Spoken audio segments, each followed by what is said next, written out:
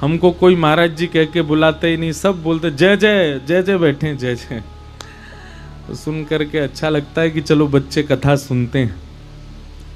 और खूब सारे बालकों ने वहां पर खूब फोटो खिंचाए और सब कथा के प्रेमी। हम सबको बोल गया कथा में आओ। बोले हम तो कल से भटक रहे हैं, मिल ही नहीं रही जगह कहाँ है। मैंने कहा ढूंढो, मिल जाएगी। तो आज ये सौभाग्य तो कानपुर का ये है कि यहाँ कथा हो रही है, पर उसमें भी आज भारत का, हमारा देश खेल में आगे जाए, बिजनेस में आगे जाए, धन में आगे जाए, सब में आगे जाए, उन्नति करे देश, उसका प्रोत्साहन करना चाहिए। तो आज गए थे सुबह, कल से हम यहीं हैं और सुबह फिर मिलेंगे भी सबसे। 12 बजे का समय रहेगा। जो भी लोग मिलने आना चाहें वो सुबह के सत्र में आ सकते हैं। आज हमारे पास एक प्रश्न आया है और एक पत्र आया है। पत्र तो आया है, कोई माँ है सरिता जी, उनका कि वे, उनको कल ही पता चला कानपुर में कथा है, तो वो लखनऊ से यहाँ कथा सुनने आई हैं। आपका बहुत बहुत स्वागत। आप आए और आपने एक बात अपने पत्र में कही कि हमको पंडाल में बैठने की अनुमति। पंडाल में बैठने की सबकी अनुमति है, यहाँ कोई ऐसा नहीं है कि कोई नहीं बैठ सकता। तो आप आए हैं, बहुत बहुत स्वागत। दूसरा एक प्रश्न हमारे पास आया है और ये प्रश्न पहले भी मेरे पास कथाओं में आ चुका है, तो बहुत ध्यानपूर्वक सुनिएगा। आपका प्रश्न है कि महाराज जी, मेरा श्री जी के प्रति लगाव ज्यादा है, लालजू की तरफ कम है, ऐसा क्यों है? क्या यह मेरी अज्ञानता है? लालजू से मित्रता है, परंतु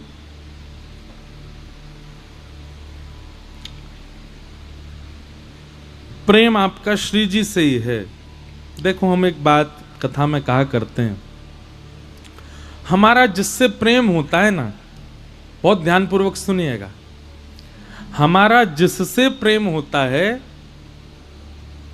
उस प्रेमी को प्रिय लगने वाली हर वस्तु हमको प्रिय लगने लगती है। जैसे विवाह के बाद पत्नी को पति से प्रेम है, पति को पत्नी से प्रेम है, तो पत्नी को प्रिय लगने वाली वस्तु पति को अपने आप प्रिय लगने लगती है। और नहीं भी लगती तो भी वो प्रयास करता है कि वो मुझे प्रिय लगे, क्योंकि मेरी पत्नी को प्रिय है। ये प्रेम का स्वभाव होता है कि हमारे प्रेमी को जो प्रिय है वो हमें भी प्रिय लगे। अगर पति को क्रिकेट बढ़िया लगता है तो पत्नी बेचारी जबरदस्ती धूप में तपने जाती है, तो पति को प्रिय है तो हमें भी प्रिय लगे। तो प्रेम का ये स्वरूप होता है कि जिसमें हमारा प्रेमी प्रसन्न है, जिससे हमारा प्रेमी प्रसन्न है, वो हमारी प्रसन्नता रहे। प्रेम लक्षणा भक्ति में यदि आपको केवल ठाकुर जी प्रिय लगते हैं और श्री जी के प्रति आपका भाव नहीं है, तो आपकी भक्ति अधूरी है। और वहीं आपको श्री जी प्रिय लगती हैं, ठाकुर जी के प्रति आपका प्रिय भाव नहीं है, ठाकुर जी के प्रति भक्ति भाव नहीं है, तो आपकी भक्ति अधूरी है। आपको श्री जी प्रिय लगती हैं, पर श्री जी को आप कब प्रिय लगोगे? जब आपको ठाकुर जी भी प्रिय लगेंगे। आपको केवल श्री जी प्रिय लगती हैं तो श्री जी को आप इतने प्रिय नहीं लगोगे। क्यों? उनके प्रिय जो ठाकुर जी हैं वो आपको प्रिय नहीं लगते। इसलिए अपने भाव में, अपने स्वभाव में, अपनी भक्ति में अब प्रेम प्रकट करो ठाकुर जी के प्रति। जिनका ये प्रश्न उनसे हम कह रहे हैं, श्री जी प्रिय लगती हैं, अच्छी बात है, पर यदि ठाकुर जी के बगैर प्रिय लगती हैं तो ये अच्छी बात नहीं है। दोनों युगल प्रिय लगने चाहिए।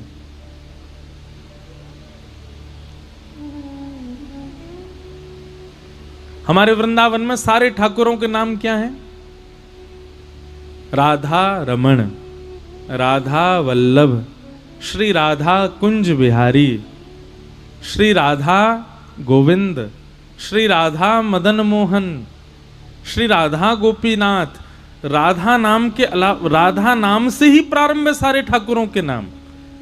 वो लोग अधूरे हैं जो केवल ये कहते हैं कहां जा रहे हैं, बिहारी जी दर्शन करने जा रहे हैं, बांके बिहारी दर्शन करने जा रहे हैं, कुंज बिहारी दर्शन कर, नहीं, श्री राधा बांके बिहारी। वैसे नाम तो मूल कुंज बिहारी है ठाकुर जी का। क्या नाम है? कुंज बिहारी। तो श्री राधा कुंज बिहारी, श्री राधा रमण, श्री राधा वल्लभ। और यदि आप राधा ना भी बोलो, श्री यदि लगा दो, श्री माने राधा। वृंदावन में कोई भी ठाकुर श्री के बगैर है ही नहीं, राधा रानी सहित ही हैं सारे ठाकुर। तो जब प्रेम ही युगल का है तो आपको अकेले एक व्यक्ति क्यों पसंद आ रहा है? आपकी भक्ति में कोई चूक है, और वो चूक कोई इतनी बड़ी नहीं है कि वो आपको उससे घबराना पड़े।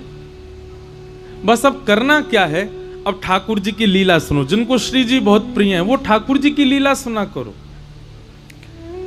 भाई श्री जी प्रसन्न कब होती हैं आपको पता है? निकुंज में श्री जी बैठी थी, और श्री जी बैठी थी तो सारी सखियां चारों तरफ बैठी थी। बैठ करके श्री जी के कोई पांव दबा रही है, कोई पंखा चल रही है, कोई चमड़ डोरा रही है। निकुंज की बात बता रहे हैं, बहुत ध्यान से सुनना। श्री जी पौड़ी हैं, लेटी हैं, कोई चरण दबा रही है, कोई पंखा कर रही है, कोई चमड़ डोरा रही है। तभी श्री जी बोली सब सखियन सो, कछु ऐसो सुनाओ जासो मेरो मन लगे। ब्रजभाषा समझ आएगी ना आपको? आवे ना? कानपुर की भाषा नेक नेक मिल है ब्रजभाषा ते।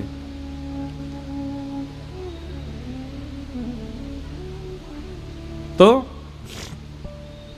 श्री जी बोली कछु ऐसो सुनाओ जासो मेरो मन लगे। तो सब सखियां जो थी ना वो कृष्ण नाम ध्वनि सुनाने लगी। जैसे ही कृष्ण नाम ध्वनि सुनाने लगी तो श्री जी उठ करके बैठ गए, बोले ठाकुर जी को नाम मत सुनाओ, तो मेरो ही नाम सुनाओ। तो ये बात सुनकर के ललिता विशाखा बोली ये कैसी बात है? श्री जी हमसो कह रही है कि मेरो ही नाम सुनाओ, मेरो ही नाम मुंह को सुनाओ। तो ललिता विशाखा तब राधा राधा श्री राधा राधा श्री राधा राधा सुनाने लगी। पर थोड़ी देर बाद संकोचवश श्री जी से बोले आपको हम ठाकुर जी को नाम सुना रही हैं तो आप हमसे मना कर रही हो, आप हमसे कह रही हो मेरो ही नाम सुनाओ। अपनो नाम सुनने में कौन को सुख मिले? तब श्री जी कहती हैं, बोले कि मैं मेरो नाम मैं नहीं सुन रही हूं, मैं जहां आ जाऊं, मैं जहां को जाऊं, ठाकुर जी मेरे पीछे पीछे आवे। ठाकुर जी यहीं कहीं कुंज में ही विराज रहे होंगे, तो वे कुंज में विराज करके मुख को निहार रहे होंगे, मेरो आस्वादन कर रहे होंगे, मुख को देख रहे होंगे।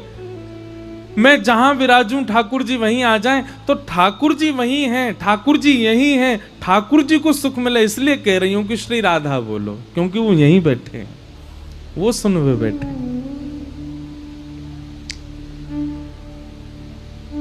तो श्री जी को अति प्रेम है श्री लाल जी से, और आपको श्री जी से प्रेम है, लाल जी से उतना नहीं है। तो फिर आपसे कहीं चूक तो बन रही है। वैसे तो हमारे श्री राधा वल्लभ लाल जी के जिन्होंने प्रकट किया ऐसे श्री हितरवंश महाप्रभु, उनके प्रसंग में भक्तमाल जी में नाभा गोस्वामी कहते हैं, पहले राधा पाछे कृष्ण ध्याइए। वो पहले श्री जी के उपासक हैं, पाछे ठाकुर जी के उपासक हैं। पर पाछे ठाकुर जी के उपासक हैं, ऐसा नहीं है कि उनका प्रेम ठाकुर जी से नहीं है। बल्कि हितरवंश महाप्रभु की सेवा देखो तो सेवा तो वो लाल जी की करते हैं, पर गुणगान वो श्री जी का गाते हैं। वृंदावन में राधा वल्लभ जी के मंदिर में जाओ, ठाकुर जी विराज रहे हैं, किशोरी जी गादी जी के रूप में है, बिहारी जी विराज रहे हैं, किशोरी जी तो गादी जी के रूप में, राधा रमण जी विराज रहे हैं, किशोरी जी तो गादी जी के रूप में। सेवा तो ठाकुर की है और गुणगान श्री किशोरी जी का है। तो इसका मतलब क्या है? दोनों युगल संग ही होने चाहिए। तो जिनका ये प्रश्न है उनके प्रति हमारा यही भाव है कि अब श्री जी जिनको आप भजते हो, उनकी उपासना आप करते हो, तो उनकी प्रसन्नता के लिए अब ठाकुर जी से प्रेम बढ़ाओ। ठाकुर जी से प्रेम बढ़ेगा तब श्री जी प्रसन्न होंगे। ऐसी भावना है। आज प्रथम स्कंद से कथा का प्रारंभ है। हम लोग कथा में प्रवेश करते हैं। भाव से सब लोग श्रवण करो। भागवत जी का प्रथम श्लोक। जन्माद्यस्य यतोऽन्वयादितरतः चार्थे स्वविज्ञस्वराट् तेने ब्रह्म हृदय आदि कवये मुह्यन्ति यत्सूरयः तेजो वारिमृदां यथा विनिमयो यत्र त्रिसर्गो मृषा धाम्ना स्वेन सदा निरस्तकुहकं सत्यं परम धीमहि। भागवत जी के प्रथम श्लोक में सत्य को वंदन किया गया। किसी देवी देवता की वंदना नहीं की, किसी भगवान की वंदना नहीं की, सत्य को वंदन किया। क्यों? वेदव्यास जी महाराज मन में विचार कर रहे हैं कि यदि मैंने किसी एक देव को वंदन किया, एक देवी को वंदन किया, तो देवताओं में भी प्रतिस्पर्धा हो सकती है। लोगों के मन में यह बात आ जाएगी जिन देवी देवता को ये प्रणाम कर रहे हैं वही बड़े हैं, बाकी सब छोटे हैं। इसलिए वेदव्यास जी महाराज ने ऐसी रचना की और ऐसा वंदन किया जिससे सबको, सबका सम्मान हो, सबका भला हो। किसी देवी देवता के प्रति या देवी देवता के उपासकों में भी ये बात ना आए वो बड़े हैं वो छोटे हैं। एक बात हमारी बहुत ध्यान से सुनिएगा, कोई देवी देवता बड़े छोटे नहीं होते। आपकी आस्था और आपकी निष्ठा वो तीव्र होनी चाहिए, वो श्रेष्ठ होनी चाहिए। एक भक्त थे, उनका नाम था गणपति भट्ट। क्या नाम था? गणपति भट्ट। गणेश जी के बहुत बड़े भक्त थे। गणेश जी के अलावा किसी देवता को देखते ही नहीं थे। इतनी निष्ठा थी उनकी गणेश जी में कि कहीं भी चले जाएं पूछते थे गणेश जी का मंदिर है तो मैं आऊंगा, नहीं तो नहीं आऊंगा। उस नगर में ही नहीं जाते थे जहां गणेश जी का मंदिर ही ना हो। ऐसी निष्ठा उनकी। निष्ठा एक बात होती है, कट्टरपंथी होना अलग बात होती है। हम लोगों को कट्टरपंथी नहीं होना चाहिए, निष्ठावान होना चाहिए। कैसा होना चाहिए? निष्ठावान। जिस देवता को आप भजते हो उसके प्रति पूर्व निष्ठा रखो, पूर्ण निष्ठा रखो। अब ऐसे तो हनुमान चालीसा में गोस्वामी तुलसीदास जी लिखते हैं, और देवता चित्त न धरहि हनुमत से ही सर्व सुख करहि। अब इसका अर्थ क्या है कि और देवताओं को मत पूछो, ऐसा नहीं है। ऐसा कह रहे हैं गोस्वामी जी, यदि आप हनुमान जी के उपासक हो तो एक बार पूर्ण निष्ठा से श्री हनुमान जी को ही भज के देखो, हनुमान जी के प्रति भाव रखो। इसका मतलब यह है कि फिर गणेश जी के पास जाओ ना तो गणेश जी से भी प्रार्थना करो, हे गणपति भगवान हमारी हनुमान जी में और निष्ठा बढ़ जाए। फिर महादेव के पास जाओ तो महादेव से कहो, हे महादेव हमारी हनुमान जी में और प्रेम हो जाए। कभी देवी के मंदिर में जाओ तो देवी से भी जाके ये प्रार्थना करो, हे वैष्णो देवी मैया हनुमान जी से हमारा और प्रेम हो जाए। अब आप जा तो सब जगह रहे पर हर जगह मांग क्या रहे? अपने इष्ट से प्रेम। इसको कहते हैं निष्ठा। क्या कहते हैं? निष्ठा। आप जाते सब जगह हैं, भजते सबको हैं, सिर सबके सामने झुकाते हैं, पर आपके चित्त में एक ही देव बैठे। ऐसी निष्ठा यदि आपकी है तो जो देव है ना वो देव आप पर कृपा निश्चित करेंगे। जैसे हम वृंदावन वासी हैं, हम तो एक ही के उपासक हैं। कौन के? टेढ़ी टांग वारे के उपासक हैं। हमारा तो बंसी वारो श्याम, मुरली वारो श्याम, वही है।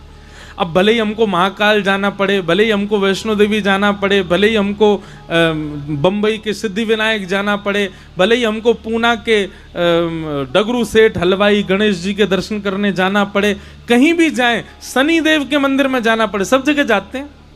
लेकिन जाकर के प्रार्थना क्या करते हैं? हे शनिदेव महाराज आप जिनकी आराधना करते हो ऐसे भगवान श्री कृष्ण से हमारा और प्रेम हो जाए। हे गणेश जी महाराज आप जिन श्री कृष्ण से बहुत प्रेम करते हो उनसे हमारा अति प्रेम हो जाए। हे वैष्णो देवी मैया आप जिनकी बहन हो ऐसे श्री कृष्ण आपके भैया से हमारा और प्रेम हो जाए। इसको कहते हैं निष्ठा। कट्टरपंथी जिसकी होती है वो क्या करता है? गणेश जी का उपासक है, देवी का मंदिर आ गया तो ऐसे निकलेगा, मैं तो देखूंगा भी नहीं, मैं तो अंदर जाऊंगा भी नहीं, मैं तो एक एक को पूछता हूं। ऐसा नहीं, जहां भी जाओ अपने इष्ट को चित्त में धारण करके जाओ। इसको निष्ठा कहते हैं। क्या कहते हैं? जोर से बोलो, निष्ठा। तो गणपति भट्ट नाम के भक्त थे। आप जगन्नाथपुरी गए, किसी ने आपसे कह दिया जगन्नाथपुरी में तो गणेश भगवान विराज रहे हैं। तो गणपति भट्ट पहुंच गए जगन्नाथपुरी। अब जगन्नाथपुरी जाकर के लोग बागों से बोले, हाँ भैया गणेश जी कहाँ विराज रहे हैं, मुझे दर्शन करना है। तो किसी ने कहा, बोले ओहो तुमको किसी ने बुद्धू बना दिया है, यहाँ गणेश जी का मंदिर थोड़ा ही है, जगन्नाथ भगवान तो साक्षात श्री कृष्ण है। अब जैसे ही सुना कि जगन्नाथ भगवान श्री कृष्ण हैं, गणपति भट्ट तो बड़ा व्याकुल हो गया। समुद्र किनारे जाकर के बैठ गया। बोले कि मेरे साथ तो छल कर दिया, मेरे साथ कितना बुरा अत्याचार किया, गणेश का नाम लेकर के मुझको जगन्नाथपुरी बुला लिया, और यहां तो भगवान कृष्ण का मंदिर है।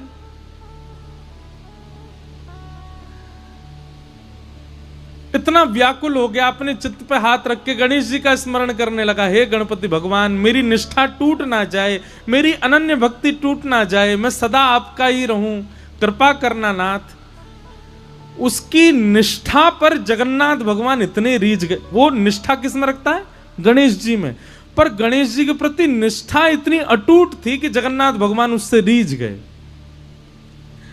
और जगन्नाथ भगवान ने मन बनाया, बोले कि ये इतना गणेश जी का उपासक है, मुझे इससे मिलना है। और जगन्नाथ भगवान एक नन्हे से बालक का रूप धारण करके गणपति भट्ट के पास आ गए। भैया तुम क्यों रो रहे हो? बालक बन के आए। ठाकुर जी कहने लगे क्या बताऊं, गणपति भट्ट कहने लगे क्या बताऊं, मेरे को गलती से यहां भेज दिया, मुझे बोला था कि मंदिर में गणेश भगवान है, पर यहां तो श्री कृष्ण बैठे हैं, और मैं तो गणेश जी के अलावा अब किसी को नहीं मानता, मेरे इष्ट तो केवल गणेश जी हैं। तो भगवान छोटे से बालक के रूप में गए थे। गणपति भट्ट से बोले, अरे नहीं, तुमसे किसी ने झूठ बोला है, यहां जगन्नाथ जी जो हैं वो कृष्ण नहीं है, वो गणेश जी ही हैं, तुम जाओ, जाकर के उनका दर्शन करके आओ। गणपति भट्ट बोला, किसकी बात मानूं? मुझसे कोई कह रहा था कृष्ण है, तुम कह रहे हो वो गणेश जी हैं। तो बालक ने कहा, तो एक काम करो, तुम किसी की बात मत मानो, आंख पे पट्टी बांध करके चलो, और गणेश जी के सर्वांगीण अंग का तुमको अनुभव है, लंबी सूंड है, बड़े बड़े कान है, तुम छी करके जगन्नाथ जी को देख लेना। अगर उनकी सूंड लगे, उनके कान लगे, लंबोदर लंबा पेट लगे, तो अपनी पट्टी खोल के दर्शन कर लेना। गणपति भट्ट बोला, हाँ ये काम करता हूं। तुरंत उसने आंख पे पट्टी बांधी और जगन्नाथ जी के मंदिर में पहुंच गया। जैसे ही मंदिर में पहुंचा, पुजारियों ने, अच्छा अभी तो नियम बंद हो गया, पहले ऐसा नियम था कि जगन्नाथ जी को आप हृदय से लगा सकते थे। जगन्नाथ जी की ऐसी भुजाएं हैं ना, वो इसीलिए हैं ताकि जो भी दर्शनार्थी आए सबको मेरे हृदय से लगाओ। अब शंकराचार्य भगवान ने बंद करवा दिया कि अब कोई भी स्पर्श नहीं कर सकता, क्योंकि हम लोग पता नहीं क्या खा पी करके आए हैं बाहर से, भगवान को जाके स्पर्श करें, इसलिए अच्छा है कि अब स्पर्श बंद करा दिया। अच्छा एक बात बताएं, प्राचीन भारत में गर्भगृह में जाकर के प्रणाम करने की अनुमति सबको थी, लेकिन जब मुगल आए भारत में तो मुगल क्या करते थे, अपने गुप्तचरों को भेष बदलवा करके मंदिरों में भेज देते थे, और वे अपने जेबों में अशुद्ध वस्तु लेकर के जाते और मंदिर के भीतर प्रवेश करके गर्भगृह में फेंक आते। तब से फिर ये नियम बना दिया कि नहीं भाई, अब केवल पुजारी लोग भीतर जाएंगे, बाकी सब बाहर से दर्शन करो, भीतर कोई ठाकुर जी के पास नहीं जाएगा। बाकी ठाकुर जी के समीप जाने का अधिकार पहले सबको था। तो गणपति भट्ट को भीतर ले गए, भीतर ले जाकर के आंख पर पट्टी बांध रखी थी, बोले पहले मैं चेक करूंगा ये गणेश जी होंगे तो ही देखूंगा। जैसे ही उसने जगन्नाथ भगवान के सबसे पहले नाक पे हाथ रखा, नाक पे हाथ रखा, सोई ठाकुर जी ने उसको अनुभव कराया, लंबी सूंड। अब वो तो ऐसे ऐसे पकड़े, बोले हाँ हाँ सूंड तो है इनकी, सूंड थी नहीं, भगवान ने माया से प्रकट कर दी। और गणपति भट्ट कहे, हाँ ये तो लंबी सूंड है। आंखों के पास कान के हाथ रखे तो महाराज लंबे लंबे कान, पकड़ पकड़ के, हाँ ये तो बड़े बड़े कान हैं, पेट पे हाथ रखा तो लंबोदर, लंबा पेट है। वो तो समझ गया महाराज ये तो गणेश जी हैं। और जैसे ही उसने प्रणाम किया तो भगवान ने अपनी सूंड से उसके सिर को ऐसे गुदगुदा और दिया। उसको विश्वास हो गया कि ये तो गणेश जी हैं। जैसे ही उसने पट्टी खोली, पट्टी खोल करके देखा तो गणेश जी तो नहीं थे, जगन्नाथ भगवान थे। ना उनकी सूंड है, ना उनके कान है, ना वो लंबोदर। अब तो वो बोला, ओहो मायावी कृष्ण, मायावी भगवान। आंख बंद करके स्पर्श करता हूं तो सूंड दिखती है, आंख खोल के देखता हूं तो जगन्नाथ दिखते हैं, मेरी निष्ठा भंग हो गई। जैसे ही उसने ये बात कही, इतने में ही जगन्नाथ भगवान प्रत्यक्ष प्रकट हो गए और प्रकट होकर के उसको हृदय से लगा करके बोले, मुझे तेरी निष्ठा बहुत पसंद आई, तू अपने देव के प्रति इतना निष्ठावान है, लेकिन मेरी एक बात याद रख, कभी भी किसी में भेदभाव मत कर। तुम्हारी जिस देव में निष्ठा है उसमें पूर्व निष्ठा रखो, पर उसके अलावा किसी देव के पास जाने का अवसर मिले तो उससे चूको मत, वहां भी जाओ, वहां जाकर के भी उसको प्रणाम करो। ये सब मेरा ही विलास है, मैं ही गणपति हूं, मैं ही शिव हूं, मैं ही हनुमान हूं, मैं ही जगन्नाथ हूं, मैं ही भद्रकाली हूं, मैं ही वैष्णो देवी हूं, ये सब मेरा विलास है। इसलिए तू किसी भी प्रकार से भेद दृष्टि मत रख, क्योंकि भेद दृष्टि भक्ति में अपराध है। इसलिए इस अपराध के भागी मत बनो गणपति भट्ट। तुम गणेश के उपासक हो, इसका मतलब यह नहीं कि तुम अन्य देवताओं का तिरस्कार करो। इसलिए अपनी भक्ति को और पुष्ट करो, सब देवों में अपने गणपति का दर्शन करो। तब उस गणपति भट्ट का जो संशय था वो दूर हुआ, उसने जगन्नाथ भगवान को प्रणाम किया। तो भैया निष्ठावान बनिए। कई लोग कहते हैं, बोले हिंदू वैदिक समाज में, हमारे सनातन धर्म में इतने सारे देवता, किसको पूजें? किसी एक को पकड़ लो बस, और बाकी सबको क्या करें? बोले बाकी सबको उसी के भाव से प्रणाम करो, निष्ठावान रहो। हमारा हिंदू वैदिक सनातन धर्म बहुत सुंदर है। यहां पर हम सबको एक प्रकार से अंग्रेजी में कहूं तो चॉइस मिली हुई है भाई, जैसी तुम्हारी निष्ठा हो उस देवता के श्री चरणों में प्रणाम करो, उस देवता को भजो, दल बदलू मत रहो। जैसे कोई अन्य देव की प्रशंसा सुनते हो तो अपने इष्ट का त्याग कर दो, ऐसा कभी मत करो। पर हां, वृंदावन रीति में जब आप जाओगे, वृंदावन भजन भाव में जब आप जाओगे, तो वहां राधा कृष्ण को आप अलग नहीं मान सकते। वहां ये दोनों आपके इष्ट हैं, वे युगल आपके इष्ट हैं। राधा कृष्ण स्वरूपां वै कृष्णं राधा स्वरूपिणौ कलात्मानं निकुंजस्थं गुरु रूपम सदा भजे। दोनों एक हैं। तो कहीं हम वैष्णव लोग प्रतिस्पर्धा ना करें देवताओं में, इसलिए वेदव्यास जी महाराज ने भागवत के पहले श्लोक में किसी देवी देवता को वंदन नहीं किया। क्या लिखा है? सत्यम परम धीमहि, जो भी परम सत्य है मैं उसको वंदन करता हूं। अब सब देवी देवता सोचने लगे, बोले वेदव्यास जी महाराज ने लिखा है जो परम सत्य मैं उसको वंदन करता हूं। कौन है परम सत्य? सब अपने आप को परम सत्य मानते हैं, सब देवी देवता मानते हैं कि हम परम सत्य हैं, तो सबको वंदन किया, सबको वंदन किया। ऐसे भागवत जी का प्रथम श्लोक में सत्य को वंदन किया। भागवत जी के द्वितीय श्लोक में 4 बातें बताई गई हैं, विषय, अधिकारी, संबंध और प्रयोजन। बहुत ध्यान से सुनिएगा। सबसे पहला, भागवत का विषय क्या है? तो धर्म प्रोजित कैतवोत्र परमो,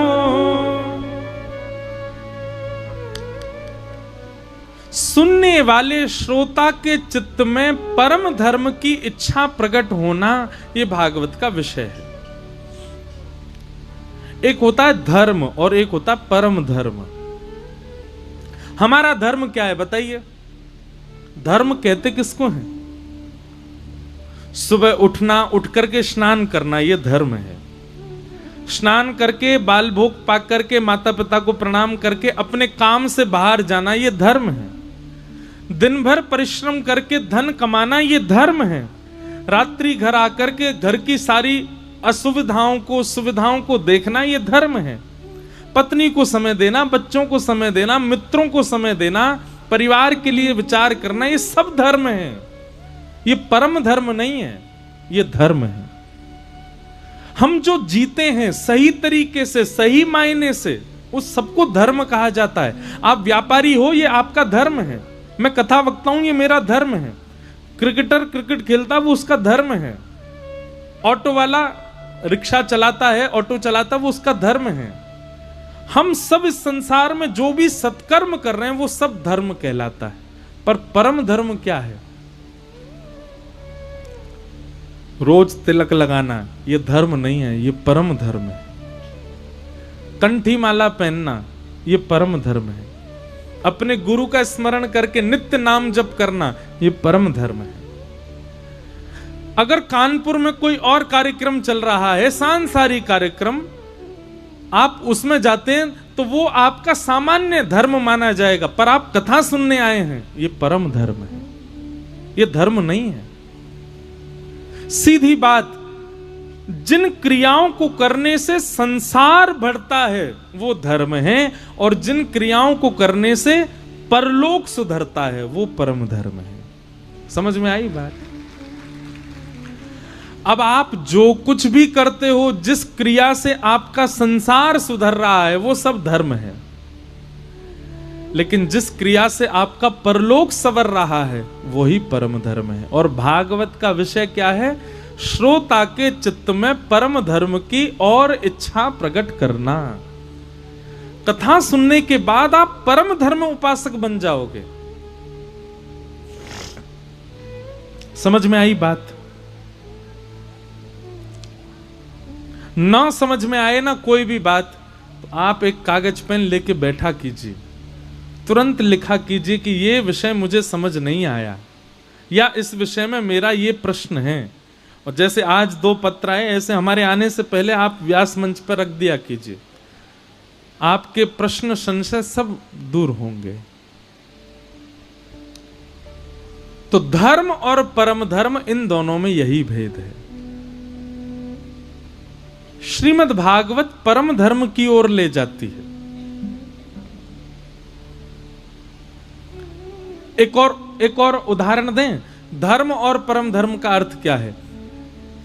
धर्म का मतलब जिससे आपका शरीर, आपका देह, आपका तन ये पुष्ट होता है वो धर्म है, और जिससे आपकी आत्मा पवित्र होती है वो परम धर्म है। स्विमिंग पूल है पीछे, नहाना मत, कूद मत जाना उसमें। इसमें स्नान करना ये एक प्रकार का धर्म मान सकते हो आप, लेकिन गंगा जी में स्नान करना वो परम धर्म है। सामान्य जल वस्तु में स्नान करना, सामान्य जल स्थानों पर रहना ये धर्म हो सकता है, पर पवित्र नदी में स्नान करना ये परम धर्म है। समझ में आई बात? मनाली घूमने जाना, शिमला जाना, कश्मीर जाना ये धर्म हो सकता है, पर वृंदावन जाना, वैष्णो देवी जाना, बद्रीनाथ जाना, केदारनाथ जाना ये परम धर्म है। धर्म और परम धर्म में यही अंतर है।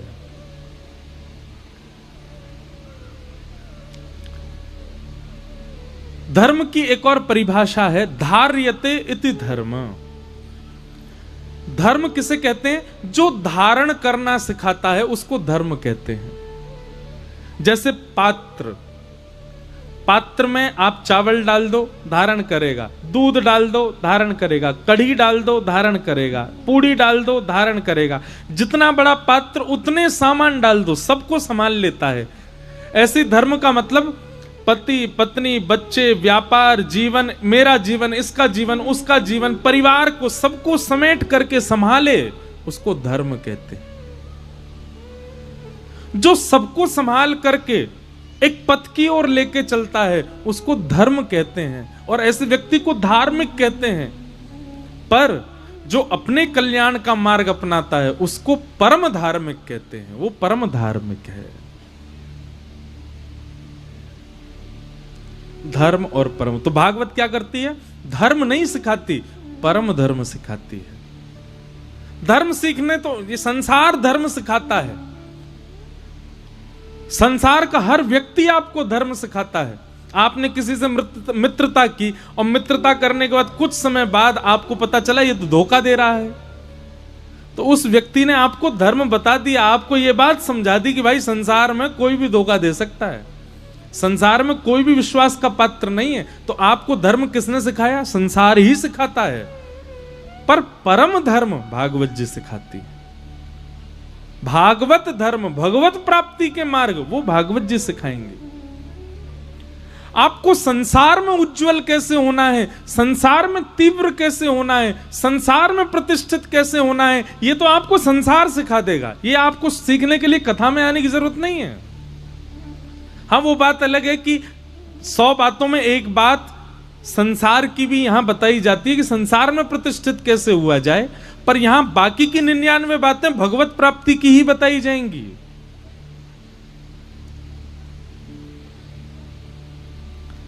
संसार में तीव्र कैसे होना वो तो संसार। अब बिल गेट्स दुनिया का सबसे अमीर आदमी, उसने कथा नहीं सुनी होगी कभी, लेकिन वो दुनिया का सबसे अमीर आदमी है। उसको किसने सिखा दिया ये? अब पहले था, अब तो और भी उससे भी ज्यादा हो गए। संसार ही आपको सिखाता है कि संसार में प्रतिष्ठित कैसे होना है। कथा तो आपको वह सिखाएगी कि ठाकुर जी के चरणों में प्रतिष्ठित कैसे होना है। हाँ, बस इतना बताया जा सकता है कि संसार में क्या योग्य है, क्या अयोग्य है,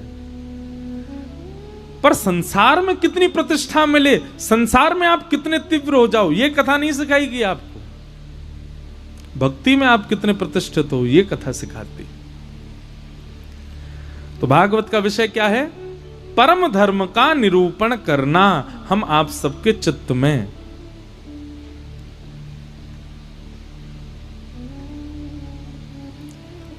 अब रैदास जी, नाम सुना है रैदास? सबने सुना होगा। रैदास जी जो हैं ये धार्मिक थे कि परम धार्मिक थे? बताओ। परम धार्मिक। मीराबाई ये धार्मिक हैं कि परम धार्मिक हैं? परम धार्मिक। और हम धार्मिक हैं कि परम धार्मिक? हम धार्मिक हैं, हम परम धार्मिक नहीं हैं। अब रैदास जी, उनका काम क्या था? चामड़ा मधावना, चमड़े का कार्य करते थे रैदास जी। बहुत ध्यानपूर्वक सुनना। रैदास जी के चरित्र में आता है कि आपके स्थान पर एक बार काशी नरेश आया, बनारस का राजा काशी नरेश। और काशी नरेश ने आकर के, काशी नरेश जैसे आकर के बैठा तो रैदास जी ने उसको देखा। तो थोड़ी देर सत्संग सुनने के बाद में रैदास जी ने उसको कहा, हाथ करो आगे, चरणामृत लो। तो काशी नरेश के चित्त में एक बार के प्रति संशय आ गया, मैं इनके हाथ से कैसे ले लूं, ये तो चमड़े का काम करते हैं, चाम्रकार हैं। फिर भी सब बैठे थे तो उसने संकोच तो किया, हाथ आगे किया तो उन्होंने अपने कमंडल में से लकड़ी का कठौता था, उसमें से थोड़ा सा जल दिया, बोले चरणामृत है। तो जल हाथ में लेकर के काशी नरेश सोचने लगा इसमें थोड़े बहुत चमड़े के अंश तो होंगे, चमड़े का काम करते हैं। तो उसने क्या किया, पिया नहीं, ऐसे बस इशारा किया और पूरा जल यहां से नीचे बहा दिया। जल गिर करके उसके वस्त्र पर गिर गया, और जैसे ही वस्त्र पर गिरा, वस्त्र पर गिरते ही जैसे केसर युक्त जल अगर सफेद वस्त्र पर छींटा दे दिया जाए, हल्दी का जल पीला पीला हो जाता है, ऐसे पीले पीले धब्बे पड़ गए उसके वस्त्र पर। वापस आकर के राजा काशी नरेश ने अपनी जो अचकन पहन करके गया था वो धोबी के यहां भिजवा दी, बोले इसको साफ करो, इसको बिल्कुल स्वच्छ करके भेजो। धोबी ने देखा कि ये इस पर धब्बा पड़ा है, पूछा सैनिकों से धब्बा कैसे लग गया, बोले कि वो रैदास जी ने चरणामृत दिया, राजा ने पिया तो वो वही गिर गया नीचे। धोबी ने उसको निकालने के लिए पहले तो खूब प्रयास किया, वो नहीं निकला तो धोबी ने अपने मुख का प्रयोग किया, अपने दांतों से उसको कुरेदने लगा, जो पीले पीले धब्बे पड़े थे, तो उसके कारण उस चरणामृत का थोड़ा सा अंश धोबी के मुख में चला गया, और वो एक अंश मुख में जाते धोबी के नेत्र बंद हो गए। नेत्र बंद होते जैसे थोड़ी देर में खुले तो वो जिसको देखे उसमें उसको राम जी दिखने लगे। वो जिसका दर्शन करे उसमें साक्षात प्रभु श्री राम के दर्शन होने लगे। अब तो वो रात दिन राम राम राम राम जपे। अपनी पत्नी को देखे तो पत्नी को देख के भी कहे, हाँ राम जी आज कैसी सुंदर साड़ी पहन करके आए हो। ना? पत्नी कहे, ये क्या बोल रहे हो, तुमको हम में राम जी दिख रहे हैं।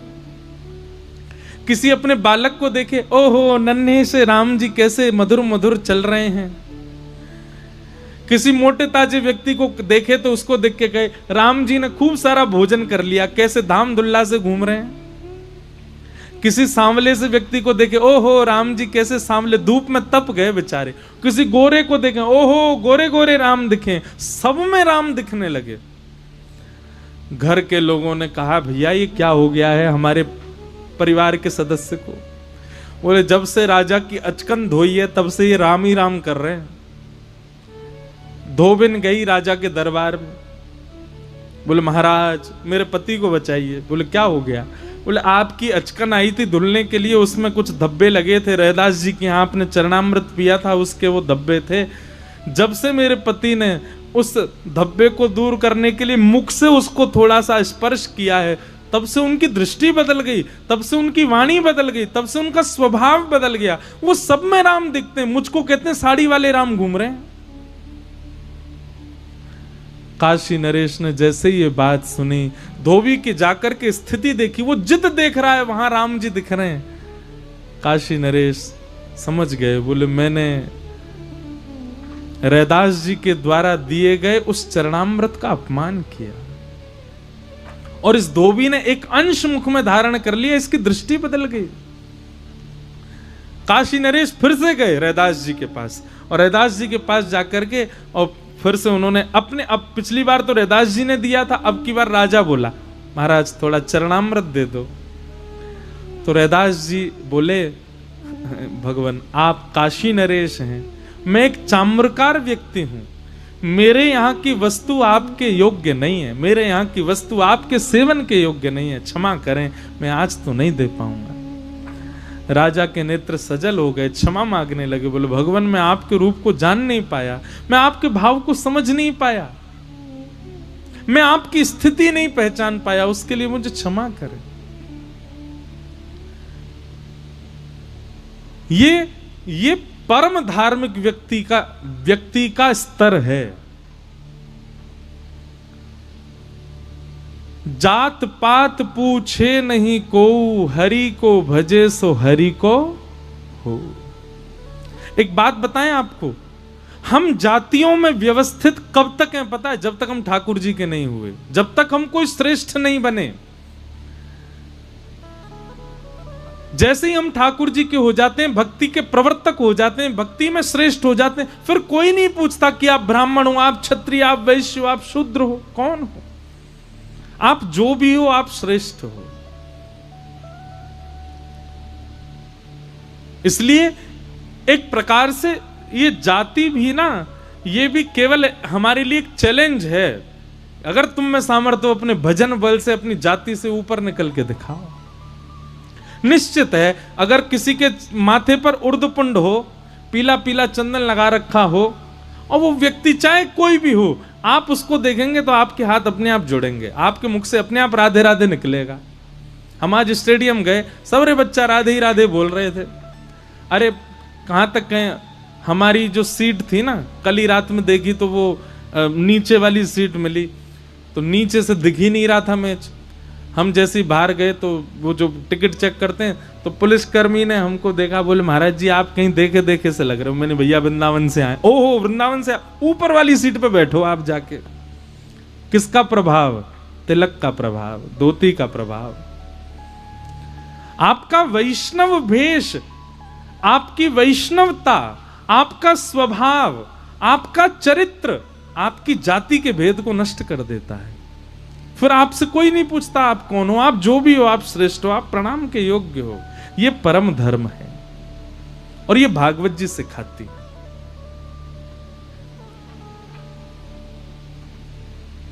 इसलिए भैया वैष्णव भक्त बन जाओ और अपनी जाति की बेड़ियों को तोड़ करके ऊपर निकल पड़ो, परम भागवत हो जाओ, परम वैष्णव हो जाओ।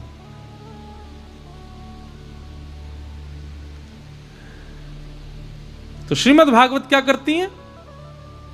परम धर्म सिखाती हैं।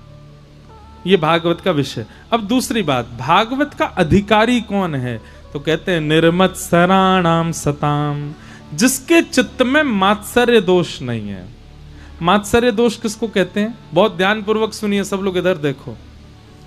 मात्सर्य दोष कहते हैं किसी की श्रेष्ठता देख करके जब आपको उससे चिढ़ हो जाती है।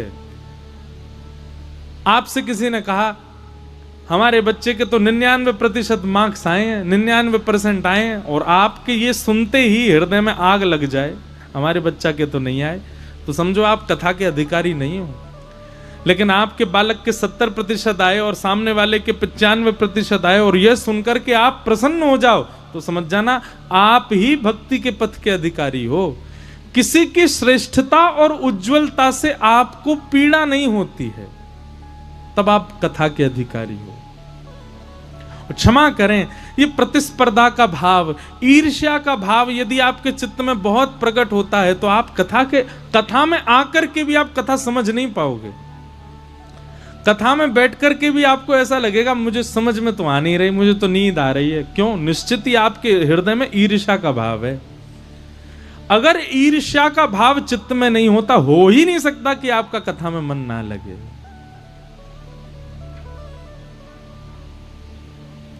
भैया भजन क्या है?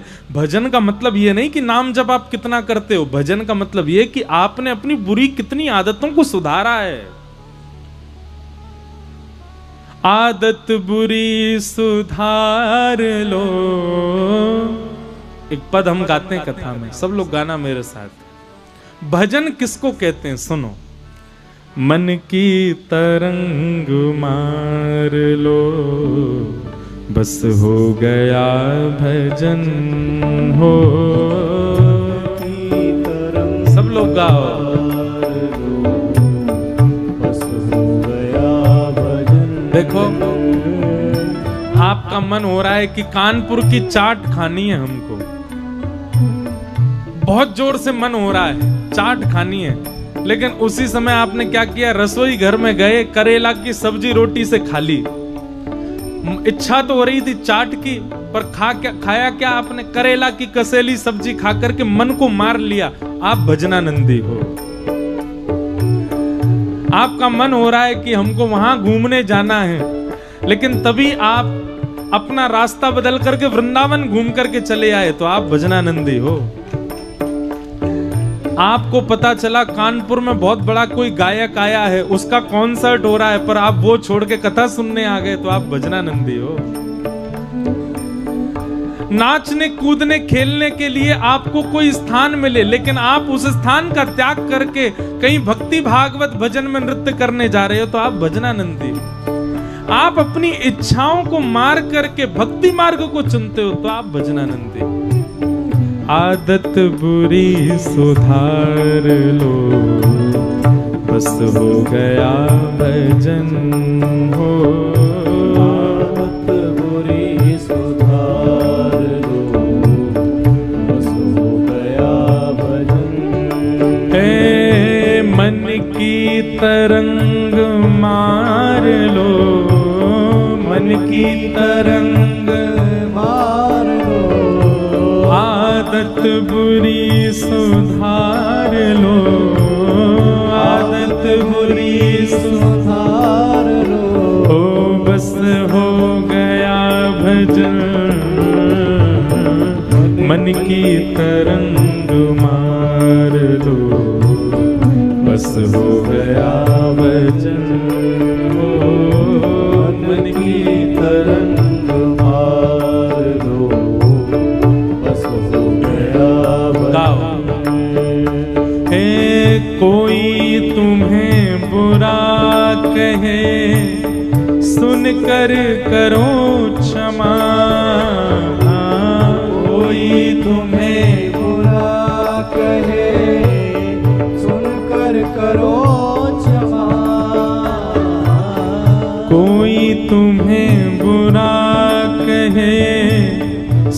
कर करो क्षमा। कोई तुम्हें बुरा कहे सुनकर करो क्षमा।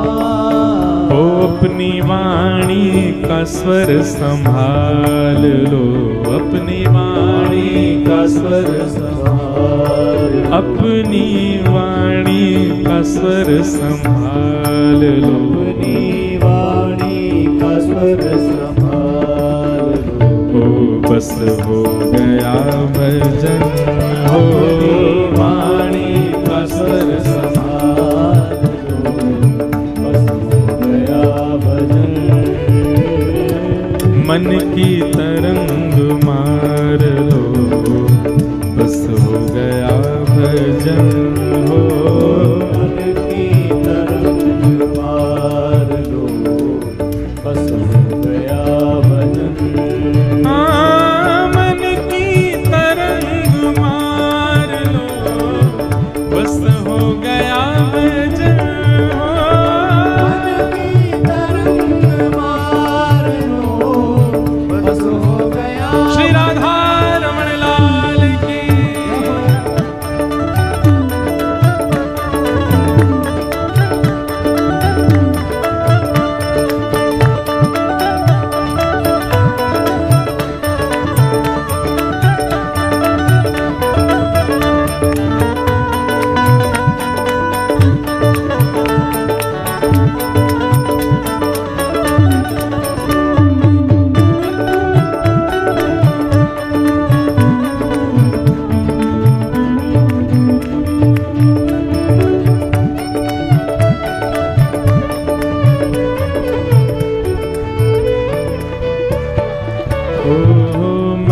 की तरंग मार लो, बस हो गया भजन हो। की तरंग मार लो, बस हो गया भजन। मन की तरंग मार लो, बस हो गया भजन हो। मन की तरंग मार लो, बस हो गया भजन। आदत बुरी सुधार लो, आदत बुरी सुधार लो, आदत बुरी सुधार लो, आदत बुरी सुधार लो।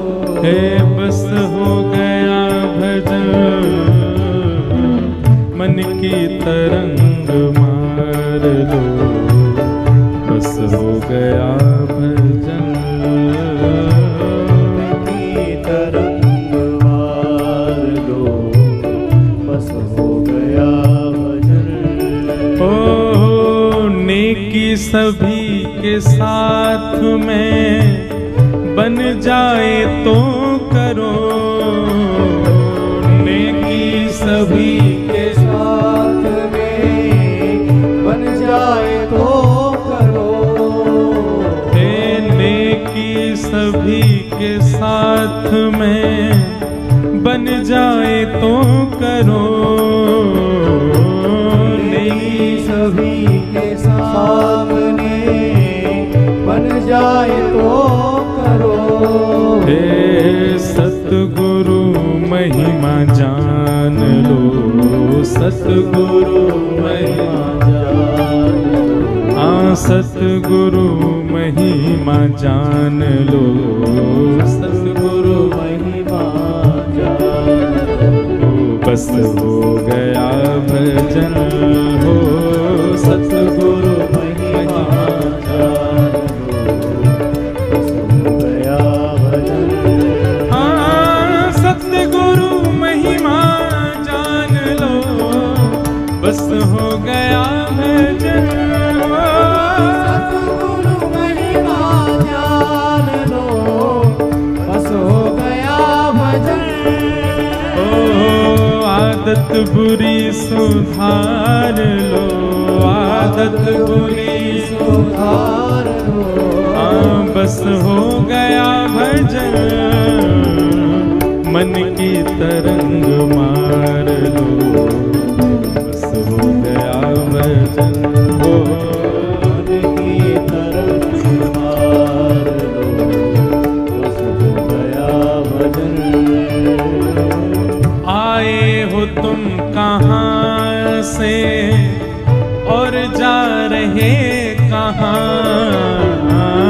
आए हो तुम? कहाँ से? हमारा उद्देश्य क्या है जीवन का? क्या हम केवल खाने पीने, हंसने बैठने और कमाने के लिए आए संसार में? मतलब करोड़ों लोगों को, खरबों लोगों को ठाकुर जी ने एक ही काम के लिए भेजा, खाओ पियो कमाओ और मर जाओ। क्या इसी के लिए संसार में सबका जन्म होता है? नहीं। अपना उद्देश्य जानिए, क्यों आए आप संसार में? आए हो तुम कहां से और जा रहे कहां? आए हो तुम कहाँ से और जा रहे कहाँ?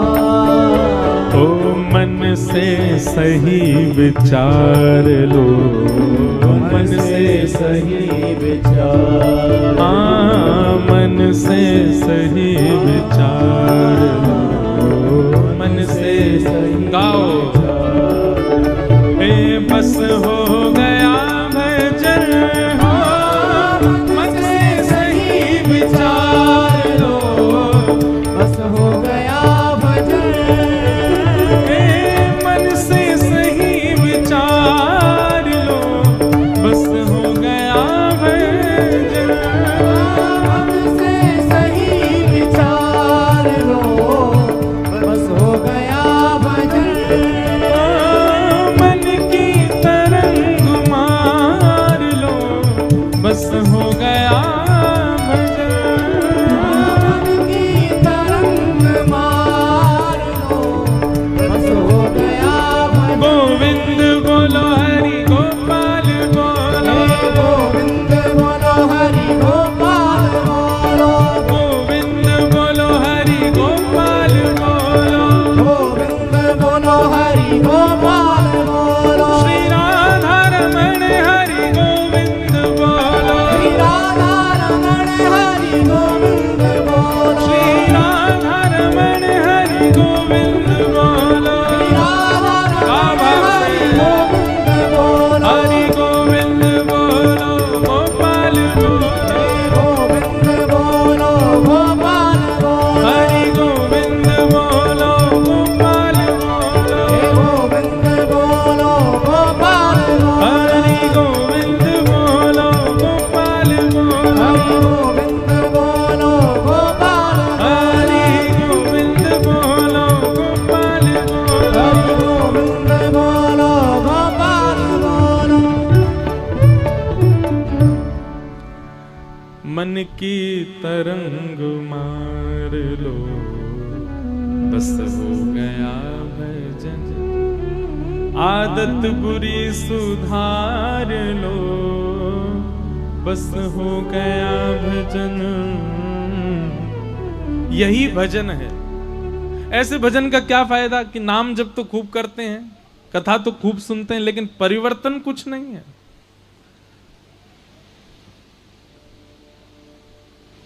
उसका बदलाव कुछ नहीं है। एक बात आप हमारी बहुत ध्यान से सुनिएगा, जो लोग भजन का आश्रय नहीं लेते, भक्ति का आश्रय जीवन में कभी नहीं लेते,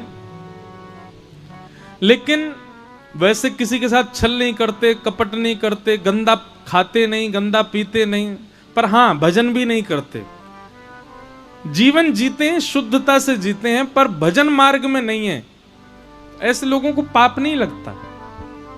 पर ध्यानपूर्वक सुनिएगा, भजन का आश्रय लेते हैं, गुरु का आश्रय लेते हैं, कथा भी सुनते हैं, तिलक भी लगाते हैं, सब प्रकार से भक्ति भाव जीवन में लेकर के आ चुके हैं, लेकिन दूसरों के साथ छल भी करते हैं, कपट भी करते हैं, ईर्ष्या भी करते हैं, द्वेष भी करते हैं, मांस भक्षण भी कर लेते हैं, कभी कभी पान भी कर लेते हैं। सीधी बात, भक्ति का मार्ग भी अपना रखा है, लेकिन साथ ही साथ संसारी विषयों को भी भोगते हैं, ऐसों को जरूर पाप लगता है। हम इसका उदाहरण एक भाव से कहा करते हैं कथा में कि नीचे जो लेटा है वो कितनी भी करवट बदले, वो गिरेगा ही नहीं, क्योंकि पहले ही गिरा पड़ा है। गिरता वही है जो ऊपर लेटा होगा, जो बिस्तर पर लेटा होगा। बिस्तर पर लेटा है मतलब भक्ति मार्ग में है। अगर आपने फिर गलती की तो पतन होगा, गिरोगे और लगेगी भी। लेकिन भक्ति मार्ग में नहीं है, पहले से पड़े नीचे जमीन में, कितनों करवट बदलते रहो, गिरोगे थोड़े, गिरे पड़े हो पहले से। इसलिए भैया, अगर एक बार भी आप भजन मार्ग में आ चुके हैं, एक बार भी आप भक्ति के पथ पर चल चुके हैं, उसके बाद सावधान रहिए।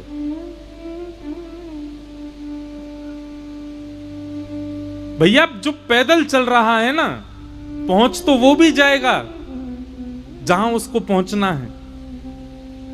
हवाई जहाज में बैठने वाले को बेल्ट लगानी पड़ती है, हवाई जहाज में बैठने वाले को सावधानी रखनी पड़ती है। क्यों? वो ऊपर आकाश से उड़ेगा, पहुंच जल्दी जाएगा, लेकिन असावधानी होते ही गिर सकता है। पैदल व्यक्ति को ज्यादा सावधानी नहीं रखनी पड़ती, धीरे धीरे चलेगा, समय बहुत लगेगा लेकिन पहुंच जाएगा। तो पैदल चलने वाला व्यक्ति कौन है? संसारी व्यक्ति है। उसको अब यहां से बेंगलोर जाना है, बेंगलोर पैदल कोई चल के जाए, कितना समय लगेगा? 1-1.5 साल लग जाएगा उसको पहुंचने में। थोड़ा जल्दी चलेगा, बहुत ही ज्यादा तो फिर हो सकता है 6-7 महीना में पहुंच जाए, इतना दूर है। लेकिन हवाई जहाज से जाने वाला व्यक्ति हवाई जहाज में बैठे 2.5 घंटा में पहुंच जाएगा। लेकिन हवाई जहाज में बैठने वाले को ध्यान रखना पड़ता है, बेल्ट लगा करके बैठो, अपने सामान का ध्यान रखो, ऑक्सीजन कम हो, मास्क लगाना आदि आदि, वो सब व्यवस्थाओं में रहना पड़ता है। ऐसे ही भजन मार्ग भक्ति मार्ग है। भक्ति मार्ग पर चलने वाले व्यक्ति को लक्ष्य की प्राप्ति बहुत जल्दी हो जाती है, पर उसको सावधान बहुत रहना पड़ता है। समझ में आई बात? तो इसलिए भैया, अगर भक्ति मार्ग अपनाया है, भक्ति पथ अपनाया है, सावधानी भी अपनाओ।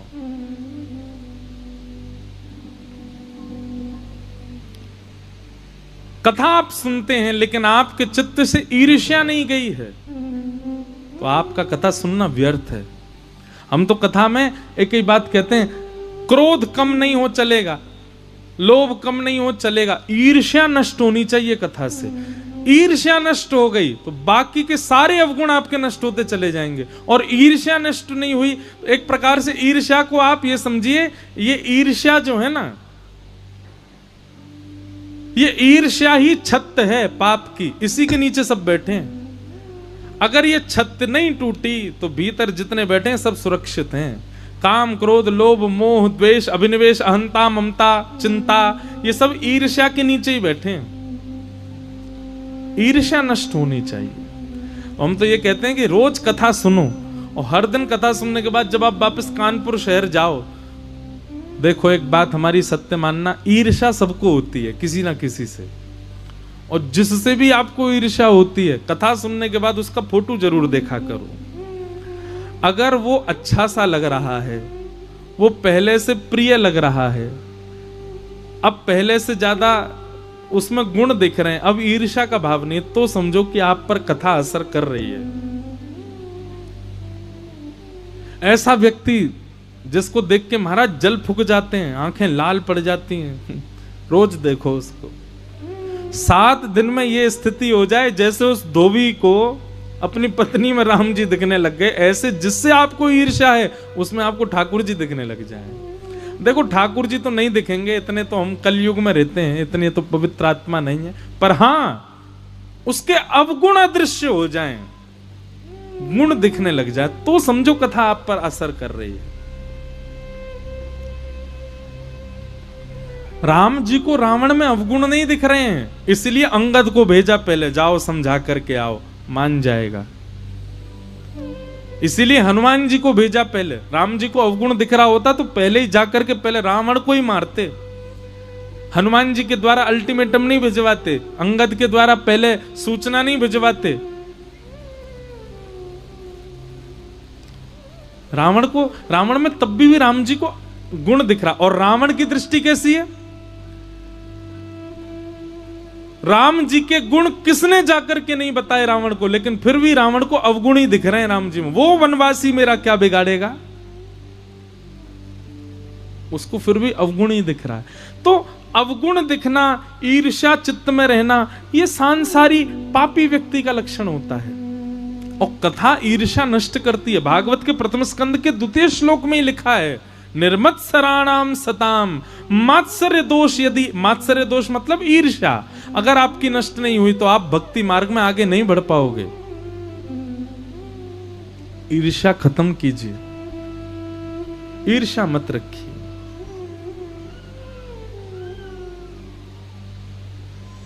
निर्मत्सराणाम सताम। एक बार एक मित्र अपने दूसरे मित्र से मिलने गया, एक व्यक्ति अपने मित्र से मिलने गया। तो मित्र से मिलने गया तो दोनों मित्रों ने मन में विचार किया, हाँ भाई आज तू आया मुझसे मिलने, चल हमारे रिश्तेदार के यहाँ एक फंक्शन है, खीर खाने चल रहे हैं। तो पहले मित्र ने कहा भाई मेरे पर कपड़े बढ़िया नहीं है। तो दूसरे मित्र ने कहा मेरे पहन ले। बोले हाँ दे दे। उसने अपनी टी शर्ट दे दी, जीन्स दे दी। दोनों जैसे ही निकले रिश्तेदार के यहां पहुंचे तो जिस मित्र के रिश्तेदार थे वो दूसरे मित्र के वस्त्र देखकर, भाई तू तो बहुत जम रहा है, बहुत बढ़िया लग रहा है, कहां से लाया, टी शर्ट बहुत अच्छी लग रही है। तो पहला मित्र सोचने लगा, उसने कहा मेरी है, मैंने ही तो दी थी इसको, वहां से खरीद के लाया था, इस पे थे नहीं इसलिए मैंने दी। तो मित्र बोला अरे भाई तेरी है तो इतना गा क्यों रहा है सब जगह, क्यों? उसकी प्रशंसा हुई तो उसको सहन नहीं हुआ। इसी को कहते हैं मात्सर्य दोष। ये मात्सर्य दोष कथा के श्रोता के अंदर नहीं होना चाहिए और वक्ता के अंदर भी नहीं होना चाहिए।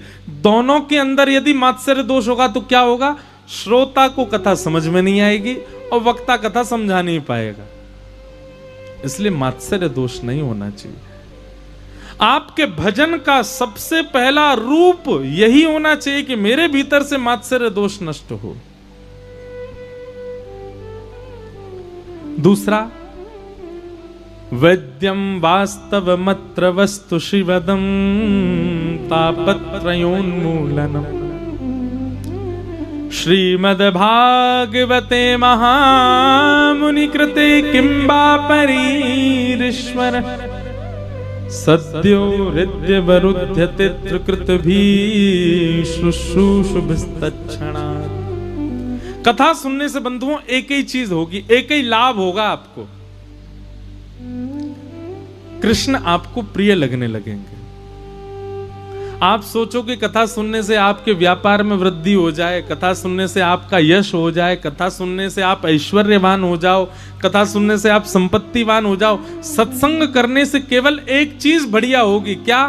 कृष्ण पहले से अति प्रिय लगने लगेंगे। जितने पहले प्रिय लगते थे उससे ज्यादा प्रिय लगने लगेंगे। मीराबाई पर अनुग्रह हुआ कथा का, कृष्ण और प्रिय लगने लगे। गोस्वामी तुलसीदास पर अनुग्रह हुआ कथा का, राम जी और प्रिय लगने लगे। कथा सुनने से और कुछ नहीं, एक और काम होता है बहुत गलत, कथा सुनने से कथा कहने वाला ही प्रिय लगने लगता है। ये बहुत बढ़िया है, ये भी गलत है। ताली काय को बजा रहे हो? हम खंडन कर रहे हैं इस बात का। कथा सुनाने वाला प्रिय लगने लग जाए, चलो ठीक है, उनके प्रति श्रद्धा बढ़े, उनके प्रति सम्मान बढ़े, उनके प्रति भावना बढ़े, अच्छा है। हम तो भुगत वो भी, कईयों को तो प्रेम हो जाता है, वो गलत है। नहीं, हमारे पास आते हैं इतने बड़े बड़े पत्र, और पत्र पढ़ के फिर मन में लगता है कि इसलिए तो कथा नहीं सुना रहे हम कि हमसे ही प्रेम हो जाए।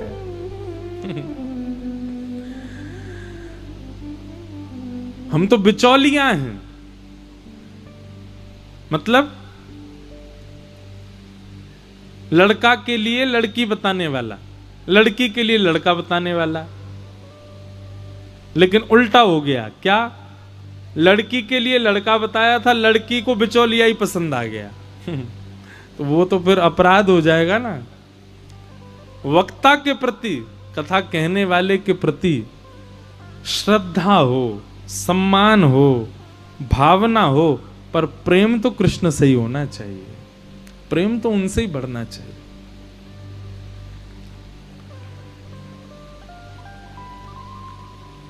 हाँ, प्रेम सूक्ष्म तो बढ़ता ही है।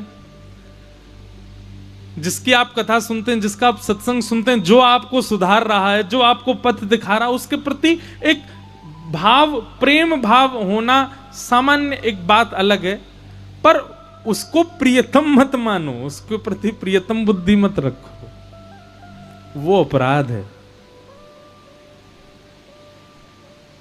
उसके प्रति अगर वो सदगृहस्थ है तो उसके प्रति प्रियतम बुद्धि वही रखे जिससे उसका ब्याह हो, वही रखे, उसके अलावा सबको नहीं रखना चाहिए।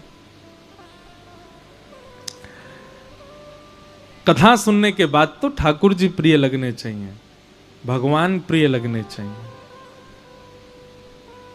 एक कथा हम सुनाया करते हैं, बहुत समय से सुनाई नहीं, पर अभी याद आ रही है तो सुना देते हैं। हमारे वृंदावन में एक भगत हुआ, उसका नाम था भोंदू। क्या नाम था? भोंदू। उसका नाम तो कुछ और था, पर वो इतना सीधा था कि सब उसको भोंदू बोलते थे। भोंदू का मतलब क्या होता है? सीधा। जैसे घर का बालक बहुत सीधा हो, सरल हो, सब उसको ये बोलते हैं ये तो भोंदू है, बिल्कुल सीधा सरल है। और एक बात, हमारी बात सुन लीजिएगा बहुत ध्यान से, ज्ञानी ठाकुर जी को पाने में पीछे छूट जाएंगे, वैरागी भगवान को पाने में पीछे छूट जाएंगे, त्यागी भगवान को पाने में पीछे छूट जाएंगे, योगी भगवान को पाने में पीछे छूट जाएंगे, पर भोंदू भगवान को पाने में सबसे आगे रहेंगे। जो सरल है, जो सीधा है, जिसके चित्त में छल नहीं है, जिसके चित्त में कपट नहीं है, आपने कहा दिन तो दिन, आपने कहा रात तो रात, ऐसे को ठाकुर जी बहुत जल्दी मिल जाएंगे। ठाकुर जी को भोंदू बहुत प्रिय है। कबीर दास जी की पत्नी के विषय में हमने पढ़ा है, उनकी पत्नी पता है कैसी थी? कबीर दास जी कभी कभी सुई में धागा पिरोते थे, तो धागा पिरोने के लिए सूर्य के प्रकाश में बैठे हैं, धूप निकल रही है, 12 बज रहे हैं दोपहर के, खूब प्रकाश हो रहा है, और वो अपनी पत्नी से कहते थे, अरे सुनती हो? बोले हाँ जी बोलो। वो धागा पिरोना है सुई में, जरा दीपक जला के लाओगी? तो दीपक जला के बैठेंगे तो धागा पिरोएंगे उसके प्रकाश में। अरे भाई अंधेरा हो रहा हो, शाम हो रहा हो तो दीपक मंगाओ, तुम प्रकाश में बैठ करके दीपक मंगवा रहे हो। उनकी पत्नी कैसी थी? वो पूछती नहीं थी, तुरंत दीपक लेकर के आके धर देती थी, आप सुई पिरो लो। कबीर दास जी की पत्नी को भी ठाकुर जी का साक्षात्कार हुआ। क्यों? सरल थी, सहज थी। इसलिए भैया एक बात हमारी बहुत ध्यान से सुन लीजिए, आप जितने चतुर बनोगे संसार के उतने प्रिय रहोगे, और जितने सीधे बनोगे ठाकुर जी के उतने प्रिय रहोगे। चतुर व्यक्ति संसार को प्रिय होता है। ओहो, विवाह में अड़चन आ रही है, विवाह में कोई दिक्कत आ रही है, तो घर का वो सदस्य ढूंढा जाता है जो बहुत चतुर होता है। या तो चतुर व्यक्ति ढूंढा जाता है, या फिर बहुत अनुभवी व्यक्ति ढूंढा जाता है। बड़े बूढ़े लोगों से पूछा जाता है, सलाह मशवरा की जाती है, आप बताइए क्या करें, ऐसे ऐसे अड़चन आ रही है। या फिर चतुर व्यक्ति ढूंढा जाता है जो बहुत जल्दी जल्दी कैसी भी स्थिति हो उससे सुलझना जानता है। ऐसा चतुर व्यक्ति ठाकुर जी को प्रिय नहीं है। तो वृंदावन में एक भक्त गैया चराता था, एक आश्रम की गैयाओं की सेवा करता था। इतना सीधा था कि पूरे आश्रम के बालक, आश्रम के गुरुजी सब उसको बोलते थे भोंदू। उसका नियम था, वो शाम को जैसे आप लोग बैठे ऐसे बैठ करके अपने गुरुजी के प्रवचन सुनता था। कथा सुनने से ठाकुर जी से प्रेम कैसा होता है ये हम बता रहे हैं। तो एक बार गुरुजी वर्णन कर रहे थे कथा में कि भगवान श्री कृष्ण भांडीर वन, यमुना जी के पल्ली पार भांडीर वन में गैया चरा रहे थे। और भांडीर वन में गैया चराते हुए श्री कृष्ण का स्वरूप कैसा है? बोले मोर मुकुट धारण किया है, बैजंती माला पहनी है, वेणु का रौ कर रहे हैं, मधुर बांकी अदा से चल रहे हैं, पीली धोती पहनी है, सुंदर नीला पटका पहना है, ठाकुर जी में से कस्तूरी की सुगंधी आ रही है और ठाकुर जी गैयाओं आगे गाय पाछे गाय इत गाय उत गाय, चारों तरफ गैयाओं के बीच में ठाकुर जी हाँकते भय गैयान को चल रहे हैं। अब सामने बैठा भोंदू सुन रहा था। भोंदू बोला गैया चराने तो मैं भी जाता हूं और 2-3 बार तो मैं भी भांडीर बन गया हूं, मुझे तो श्री कृष्ण नहीं मिले। उसके चित्त में ये बात नहीं आई कि ये द्वापर युग की बात बता रहे हैं। उसको ये लग रहा है कथा सुनते सुनते कि गुरुजी कह रहे हैं, इसका मतलब अभी भी कृष्ण गैया चरा रहे होंगे। यहां इतने लोग बैठे, हमें बिल्कुल सत्य बताना। हम जब कथा सुनाते हैं, ठाकुर जी की कोई लीला बताते हैं, तो आपके चित्त में ये बात आती ही नहीं है कि अभी ऐसी लीला हो रही होगी। आपके चित्त में आता है किसी काल में भगवान करते रहे होंगे। क्यों? हम चतुर बहुत हैं, हमको लगता अभी थोड़ी होती होगी लीला। पर भोंदू के मन में आया, ये गुरुजी कह रहे हैं भांडीर वन में ठाकुर जी गैया चराते हैं, इसका मतलब भांडीर वन तो मैं भी जाता हूं, मुझे तो नहीं मिलते ठाकुर जी। फिर स्वयं कोई टोक करके बोला, अरे भोंदू तू भोरो है, तेने खोजो ही नाए होगो, तू भांडीर बन जावे, गैयान को चरतो भयो छोड़ के स्वयं पेड़ के नीचे जाके सो जाए, कहां तो मिलेंगे ठाकुर जी। अब की बार जाऊंगो ढूंढूंगो ठाकुर जी कहां हैं। इतना भोला। अगले दिन गैया चराने के लिए गया तो भांडीर वन में अब वो तो ढूंढने लगा। गुरुजी से प्रवचन में सुना था कदम्ब वृक्ष के नीचे ठाकुर जी मिलते हैं, तो कदम्ब के वृक्ष ढूंढने लगा, कहां है कदम्ब वृक्ष। गुरुजी ने कहा था जहां छांव होती है ठाकुर जी वहां बैठते हैं, तो छांव में जाके ढूंढने लगा। गुरुजी ने कहा था ठाकुर जी यमुना जी के तट पर मिलते हैं, तो यमुना पुलिन पर घूमने लगा।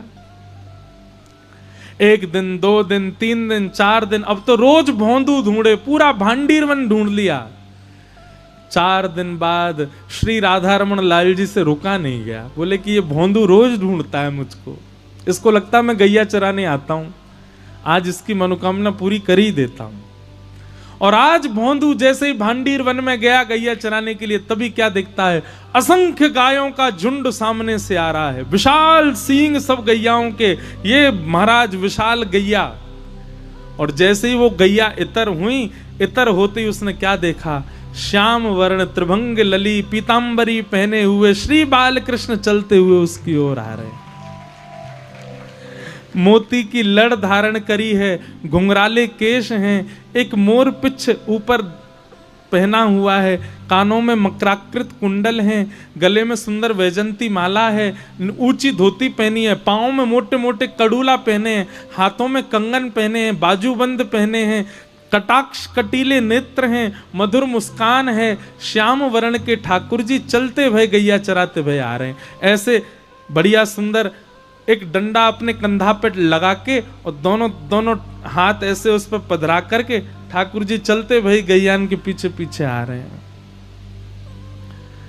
भोंदू ने जैसे ये स्वरूप देखा, वहीं से दंडवत होने लगा, जय हो जय हो जय हो, आज दिख गए श्याम सुंदर। ठाकुर जी उसके पास आके खड़े हो गए, अरे लाला। अब वो तो उसके तो हाथ पांव कांपने लगे ठाकुर जी को देख के। ठाकुर जी बोले, अरे यहां कहा कर रहा है। अब तो वो तो बोले ही नहीं पा रहा, उसका तो मुंह कांप रहा है। ठाकुर जी बोले, घबराए मत, तो मारवे थोड़ी आया हूं मैं। अच्छा ये बता तेरा नाम कहा है। तो भोंदू ने उत्तर दिया, मेरो नाम भोंदू है। अब तो भोंदू नाम सुनते ही ठाकुर जी बोले, कहा नाम बताया होते ने? बोले मेरो नाम भोंदू है। ठाकुर जी तो बैठ गए, जोर जोर से हंसन लगे, कभी इधर गिरे कभी उधर गिरे, लोटपोट है करके ठाकुर जी फिर पूछे, तेरा नाम कहा है? बोले मेरो नाम भोंदू है। अब तो ठाकुर जी इतने खुश हुए, उसको ऐसे गले में उसके गलवैयां डाल करके अपने हृदय से लगा, वो तेरा नाम बड़ा सुंदर, सुन तू मेरो मित्र बन जा, आज तो मैं तेरा मित्र हूं। भोंदू के नेत्रों में आंसू आ गए, बोले मैं आपके लायक ना हूं ठाकुर जी। बोले ऐसे क्या बोले, देख तू भी गैया चरावे मैं भी गैया चराऊं, तू गैया को दूध काढ़े मैं गैया को दूध पीऊं, तू गैया को दूध काढ़ के मक्खन बनावे मैं मक्खन खाऊं, तू भी भांडीर बनावे मैं भी भांडीर बनाऊं, हम दोनों एक से, और सुन तू भी भोंदू और मैं भी भोंदू, हम दोनों मित्र हैं, सब तो समान है। भोंदू बोलो आप भोंदू कैसे? बोले मैं हूं भोंदू, दुनिया के भगत आमे 100 रुपया चढ़ा करके 1 करोड़ मांग के जाए मैं दे दूं, मैं हूं भोंदू, सीधा हूं, सबन पर कृपा कर दूं, तेरे जैसो सीधा हूं। भोंदू से मित्रता हुई। ठाकुर जी बोले अब बात ही बना तो रहेगो, कचुक खवावे को पिवावे को भी, चल जल्दी निकार कचुक खवा, मुझको भूख लग रही है। भोंदू 2 रोटी लेके गया था बस, उसने 1 रोटी ठाकुर जी के आगे धर दी। और इतना भोंदू है, अब हम आप सब लोग होते तो हम तो इतने चतुर सब धर देते साहब ठाकुर जी के आगे, पर भोंदू ने 1 ही दिया, वो 1 मैं भी तो खाऊंगा। ठाकुर जी के आगे धर दी, वहां में अचार धर दियो। ठाकुर जी ने चट चट सबरी रोटी खा ली। अब भोंदू से कहने लगे अरे तेरो मित्र बनो, चल ला ये रोटी दे दे। तो भोंदू बोलो आधी ले लो, आधी मैं खाऊंगा, मुझको भूख लग रही है। ठाकुर जी बोले तू बहुत सीधा भैया भोंदू, ले आधी तू खा आधी मैं खाऊं। भोंदू बोलो अब मुझको पता चल गई तुम्हारी खुराक बहुत ज्यादा है, कल से मैं 2 रोटी तुम्हारे काज अलग से ले आऊं। ठाकुर जी बोले दारी के 2 रोटी में मन ना लगे, 4 लियो मुझको।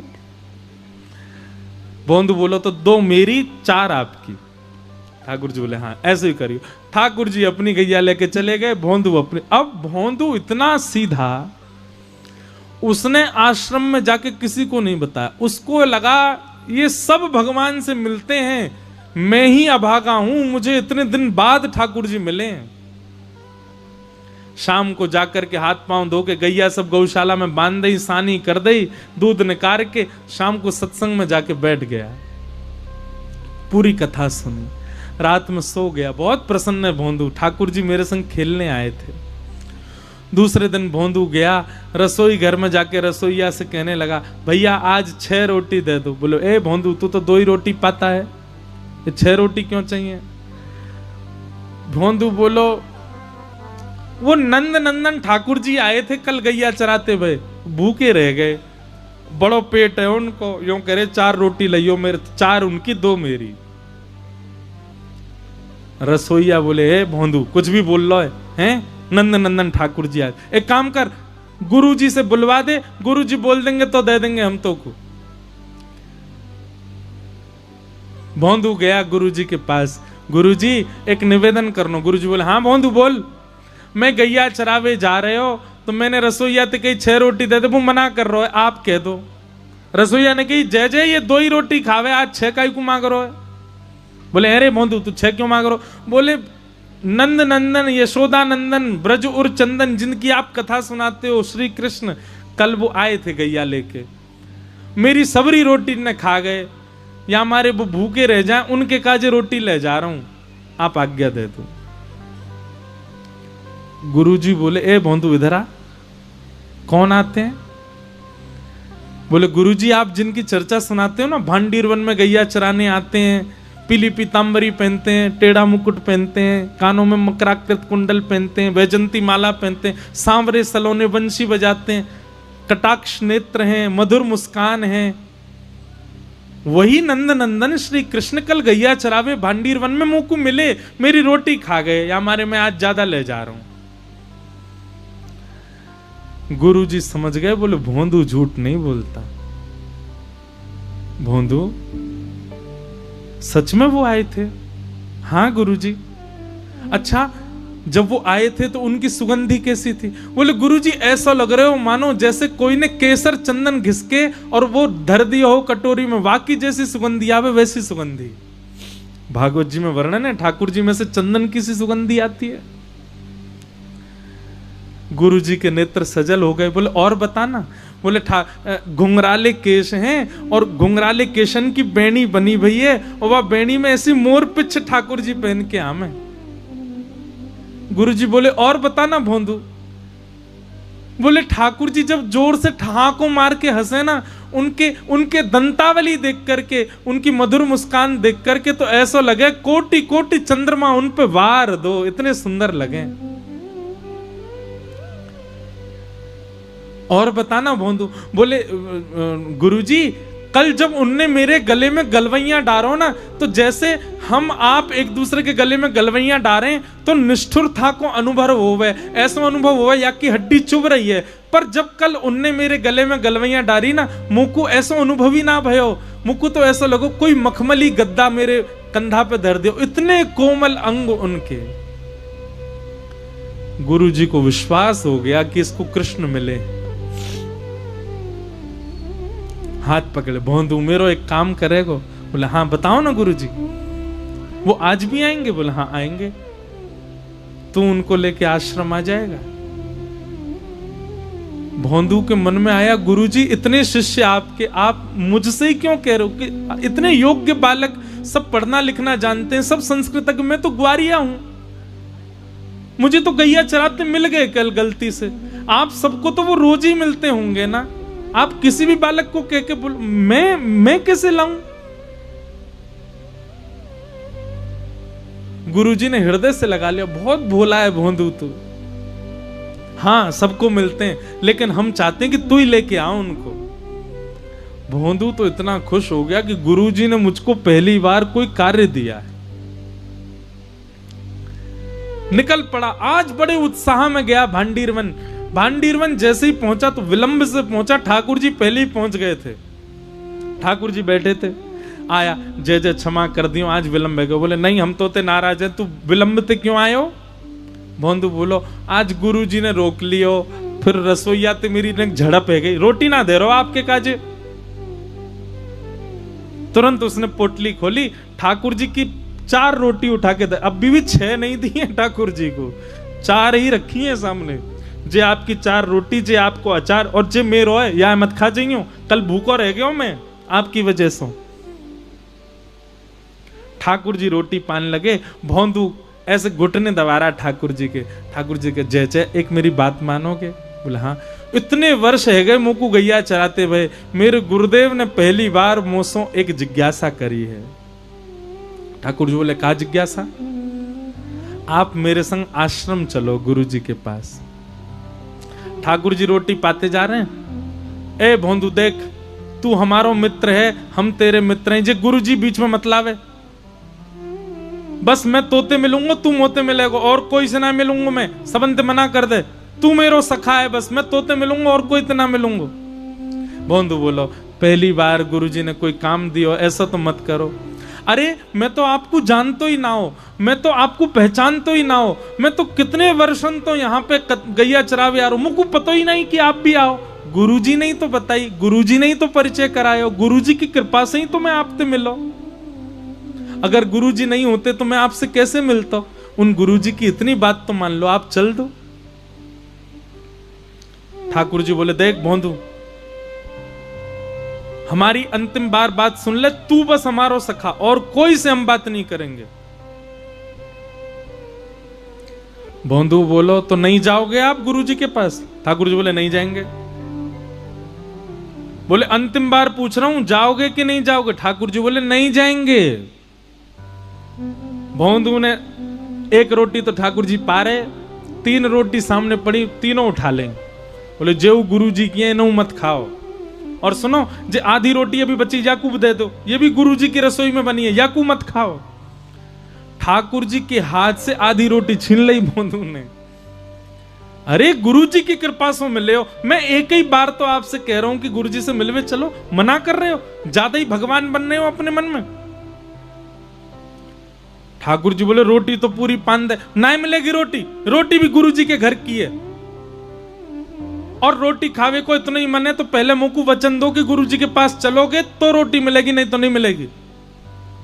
ठाकुर जी बोले ले जा अपनी रोटी ने, लेकिन तेरे गुरु के पास ना जाऊंगा मैं। भोंदू ने तुरंत पोटली बांधी, और पोटली बांध करके और उठ गयो, अपनी गैयान को इकट्ठो करने लगो। ठाकुर जी बोले क्या कर रहा है? बोले क्या कर रहा हूं? का गैया ने लेके जा रहा हूं कहीं और सुनो मैं क्यों जाऊं, तुम जाओ, तुम जाओ यहां से, अपनी गैया ने लेके कहीं और चरावे जाओ, जे भांडीर बने, जे भी मेरे गुरुजी ने बतायो, यहां आप अपनी गैया लेके नहीं आओगे, कहीं और गैया चराओ। ठाकुर जी बोले देख ऐसे गुस्सा मत करे, हम तेरे सखाएं, भोंदू बोलो मैंने तो आपसे कही ना कि मेरे सखा बनो, खुद ही आए आकर के मेरे गले में गलवैया डाल के भोंदू नाम सुन के हंसन लगे। और सुनो, जे भोंदू नाम इतनो प्रिय लगो ना, जे भी मेरे गुरुजी ने धरो मेरो नाम तो कुछ और है, सब मुख भोंदू बोले। ठाकुर जी बोले देख भोंदू तू उदास मत हो। नहीं उदास तो मैं है गयो और नाराज है गयो। और सुनो, आम पाम 100 साल की कट्टी, मिलवे मत मोते, मोए कोई संबंध ना रखनो आपते, चले जाओ। ठाकुर जी मनी मन तो प्रसन्न हो रहे, कितना भोला है। अब फिर ठाकुर जी पकड़, देख तू भोंदू जाने ना, मैं भगवान हूं, मैं परमात्मा हूं, मैं ऐसे सबंत मिलन लगो तो फिर बवाल है जाएगो। तो सबते मिलवे की कौन कह रहा हो, मेरे गुरु जी ते मिल लो। बोले तू समझे ना है, आश्रम जाऊंगो एक गुरु ते मिलूंगा तो वृंदावन में इतने आश्रम है, सब रे गुरु कहेंगे हम तो क्यों ना मिल रहे, हमारे भजन में कोई कमी। तो भोंदू बोलो तो कहा जा रहा हो सबंत मिल लो। ठाकुर जी बोले तू समझेगो ना बात है। भोंदू बोलो मोए ना समझ रहा हूं, अंतिम बार पूछ रहा हूं चलोगे कि नहीं। ठाकुर जी बोले मैं ना जा सकूं। भोंदू बोलो ठीक है, तो अब कल से मैं आपको नहीं दिखूंगा। और भोंदू अपनी गैया लेके जान लगा। वो वास्तव में नाराज हो गया ठाकुर जी से। ठाकुर जी ने कही भोंदू, अरे भोंदू रुक जा। भोंदू ने पीछे पलट के भी नहीं देखा। चलते चलते चलते चलते जब भोंदू इतना दूर चला गया कि दिखना बस बंद होने ही वाला था, ठाकुर जी से रुका नहीं गया। अरे ठाकुर जी का कोई त्रिलोक थोड़ी छिन रहा था, ठाकुर जी का कोई वैकुंठ लोक थोड़ी छिना जा रहा था, भोंदू ही तो जा रहा, जाने देते। लेकिन ठाकुर जी को इतना प्रेम हो गया, भोंदू से दौड़ करके गए और भोंदू के कंधे पर जाकर के लद गए और लद करके बोले अब ले चल अपने गुरुजी के पास, चल तेरे गुरुजी तो ही मिल के आऊंगा आज मैं। और भोंदू ऐसे पीछे अपने कंधा पे लटका करके, पीछे से तो हाथ ऐसे कर रखे हैं ठाकुर जी ने, और यहां से दोनों ऐसे पैर पकड़ करके भोंदू अपने कंधा पे लेकर के ठाकुर जी को गया। संध्या का समय, गुरुजी द्वार पर ही बैठे थे, तभी देखा कि आश्रम की गैया आ रही हैं। गुरुजी तो व्याकुल हो गए, अब दिखेंगे अब दिखेंगे अब दिखेंगे। और जैसे ही उन गायों का झुंड थोड़ा सा इतर हुआ, तभी वो दृश्य देखा, वो छवि देखी, भोला भाला सा भोंदू और अपने कंधे पर जगत नियंता जगदाधार श्याम सुंदर को पिद्दी पर लेकर के आ रहा है। देखते ही गुरुदेव मूर्छित होकर के गिर पड़े, मूर्छा आ गई उनको। जैसे ही गुरुदेव को मूर्छित होते हुए देखा, भोंदू ने ठाकुर जी तो छोड़ दिए, दौड़ के गए गुरु जी को संभालन लगो, जल आदि डालो। गुरु जी होश में आए, जैसे नेत्र खुले तो क्या देखता है कि भोंदू की गोद में गुरु जी और सामने श्याम सुंदर खड़े। दर्शन करके रोना बंद ही नहीं हुआ। ठाकुर जी को प्रणाम किया और ठाकुर जी को प्रणाम करने के बाद भोंदू के चरणों से लिपट गए गुरुदेव। भोंदू कहने लगा गुरु जी क्या कर रहे हैं आप अरे जे मत करो, अरे गुरु जी मैं या के योग्य ना हूं। गुरु जी कहने लगे भोंदू अपना घर त्याग दिया, अपना परिवार त्याग दिया, सन्यास मार्ग अपना लिया, वृंदावन आकर के बस गए, वेदों का अध्ययन किया, शास्त्रों का अध्ययन किया, अनुष्ठान किए, पुराणों का अध्ययन किया, विद्वान बने, लेकिन कभी ठाकुर जी को नहीं देख पाए। और तू अंगूठा छाप, बिल्कुल पढ़ा लिखा नहीं, इतना भोला इतना सीधा कि चंद्रमा को सूर्य बता दें तो तू मान लेता है। तेरे सीधेपन से आज जगत नियंता जगदाधार तेरी कंधे पे बैठ करके आ गए। धन्य है भोंदू। ठाकुर जी ने गुरुदेव को दर्शन दिया और भोंदू को अपने संग लीला में लेकर के भगवान वहां से अंतर्ध्यान हो गए। भोंदू अदृश्य हो गया। ठाकुर जी उसको लेके चले गए अपने संग। भैया चतुर बन के आप संसार के प्रिय बन सकते हो, पर भोले बन के, सीधे बन के, सहज बन के, सरल बन के आप ठाकुर जी के प्रिय बन जाओ। इसलिए सहज रहो, सरल रहो।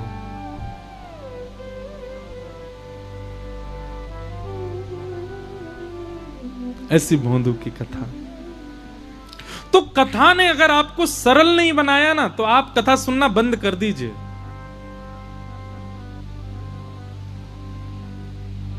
और या फिर एक कथा से सरल नहीं बने तो इतनी कथाएं सुनिए, जब तक सरल नहीं हो जाओ, जब तक सहज नहीं हो जाओ, जब तक आपके चित्त से कपट दूर ना हो जाए, छल दूर ना हो जाए, ईर्ष्या दूर ना हो जाए, तब तक कथा सुनते रहिए। कथा सुनकर के भी चतुराई नहीं गई है आपकी, तो फिर काय बात की कथा? कथा तो सहज बनाती है, कथा तो सरल बनाती है, कथा तो दीन बनाती है।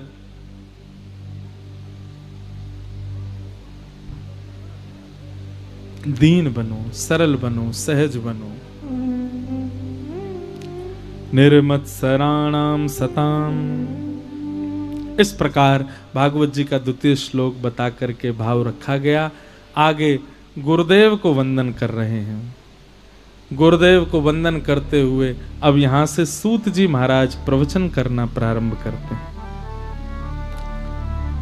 सवै पुंसाम परो धर्मो यतो भक्तिर अदोक्षजे अहैतुक्य प्रतिहता ययात्मा संप्रसीदति धर्मस्वनिष्ठितः पुंसाम विश्वक्सेन कथासुय नोत्पादयेदधिरतिं श्रम एव हि केवलम्।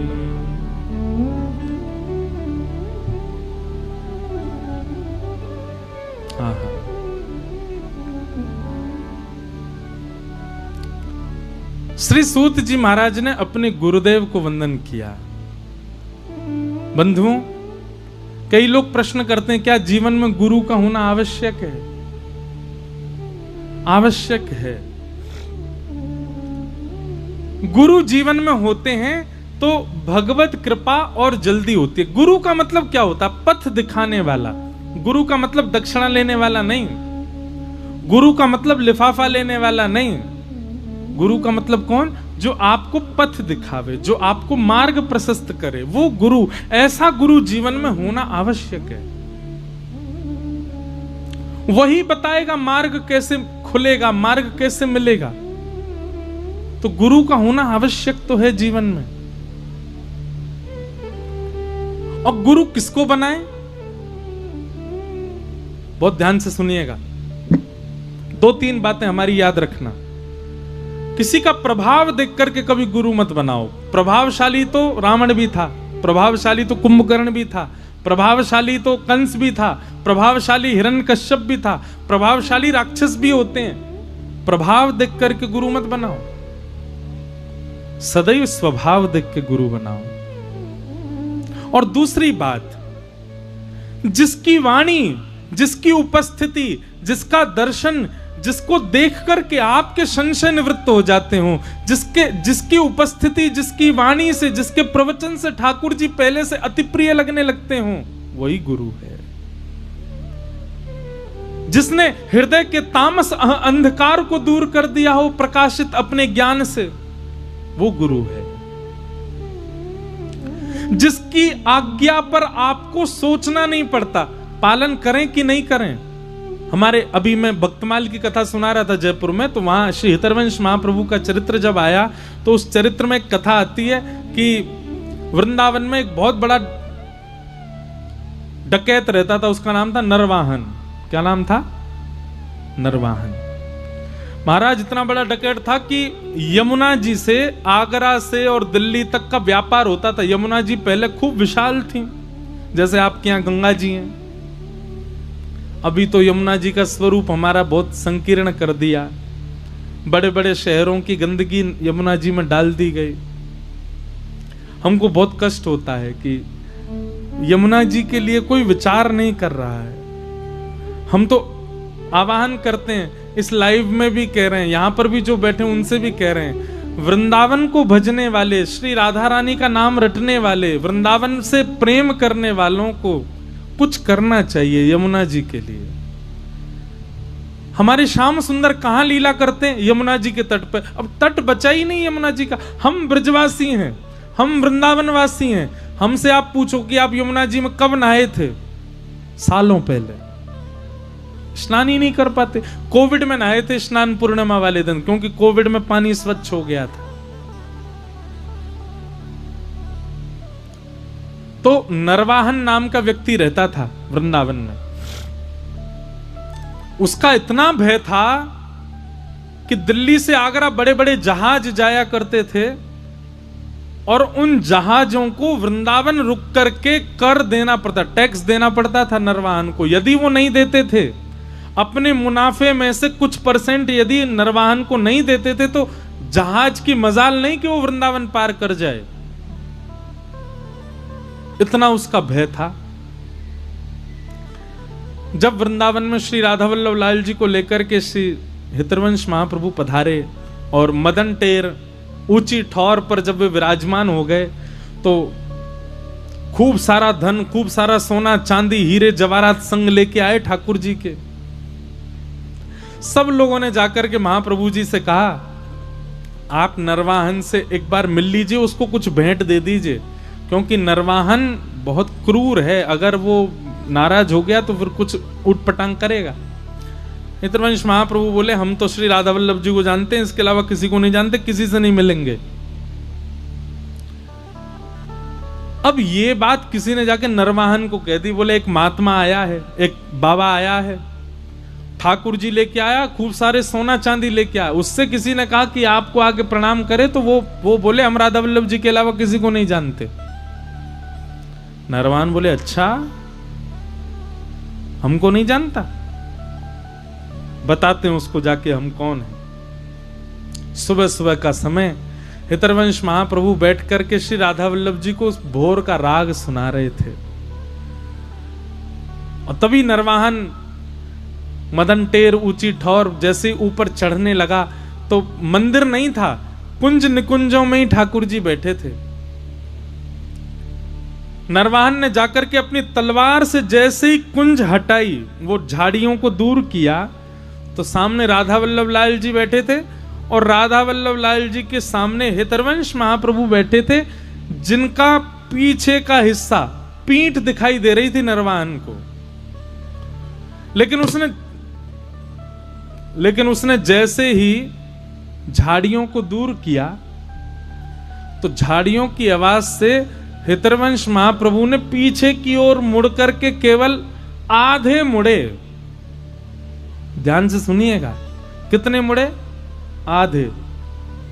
और नरवाहन ने पीछे से राधा वल्लभ जी को देखा, और राधा वल्लभ जी के नीचे बैठे भये हितरवंश महाप्रभु के इतने अंग को देखा। बस इतने अंग को देखते ही नरवाहन की स्थिति क्या हो गई? नेत्र बंद हो गए, चित्त में सारे अवगुण दिखने लगे, अपने ऊपर घृणा आने लगी, हाथ से तलवार छूट गई, दौड़ करके भागा, और भाग करके यमुना जी के तट पर इतना रोया, रोता ही रहा। सब अचंभित हो गए, पूछते रहे क्या हो गया। नरवाहन बोला, मैंने अपना जीवन व्यर्थ कर दिया, मैंने अपना जीवन नष्ट कर दिया। भगवान ने कृपा करके मुझको मानव बनाया, और मैंने दुनिया के चित्त में भय व्याप्त कर दिया। अब तो प्राण राधा वल्लभ, जीवन राधा वल्लभ, हृदय राधा वल्लभ, नाथ राधा वल्लभ, यही गाने लगा। केवल हरिवंश महाप्रभु का इतना मुख देखा था उसने। इसे कहते हैं गुरु, जिसके दर्शन, जिसकी वाणी, जिसकी उपस्थिति, जिसका प्रवचन आपके चित्त को एक क्षण में परिवर्तित कर दे, वही आपके गुरु हैं। जिनकी आज्ञा हो गई, मानो गुरु जी ने आपसे कह दिया, क्या, हाँ भाई लखनऊ चले जाओ। अब आप ये सोच रहे हो जाना कैसे है, लखनऊ जाके करना क्या है, कहां जाना है, कहां रुकना है, क्यों जाना है। समझो कि अभी अब वो गुरु नहीं है, या फिर वो तो गुरु हैं, आपके भीतर शिष्यत्व नहीं है। गुरु कौन? कह दें कि लखनऊ चले जाओ, तो आपने दूसरा प्रश्न ही नहीं किया, करना क्या वहां जाके, सीधे चले ही गए। इतना विश्वास जिसकी वाणी के प्रति हो जाए, समझो वही आपके गुरु हैं। जिनकी उपस्थिति मात्र से आपके हृदय के संशय नष्ट हो जाते हैं। और सबसे बड़ी बात, जिनका दर्शन, जिनकी वाणी, जिनकी उपस्थिति, जिनका चलना फिरना बैठना सब कुछ कृष्ण से और प्रीति बढ़ा देता हो, वही गुरु हैं, वो आपके गुरु हैं। जिनके समीप जाकर के आप गाने लग जाओ, क्या तेरी शरण में आके मैं धन्य हो गया, तेरी शरण में आके मैं धन्य हो गया। आज ये पद आप लोगों को इसलिए गाना है क्योंकि आप भागवत जी की शरण में बैठे हो। भागवत जी ने कृपा करके आप लोगों को चुना है। इतनी दूर शहर से भी आप आ रहे हो, सुन रहे हो कथा, इसलिए आपको भागवत जी से निवेदन करते हुए गाना है, तेरी शरण में आके मैं धन्य हो गया, मैं धन्य हो गया, तेरी शरण में आके मैं धन्य हो गया। ओ तुझको अपना बना के मैं धन्य हो गया, तुझको अपना बना के मैं धन्य। करताल बजा के गाओ, सद्गुरुदेव भगवान की।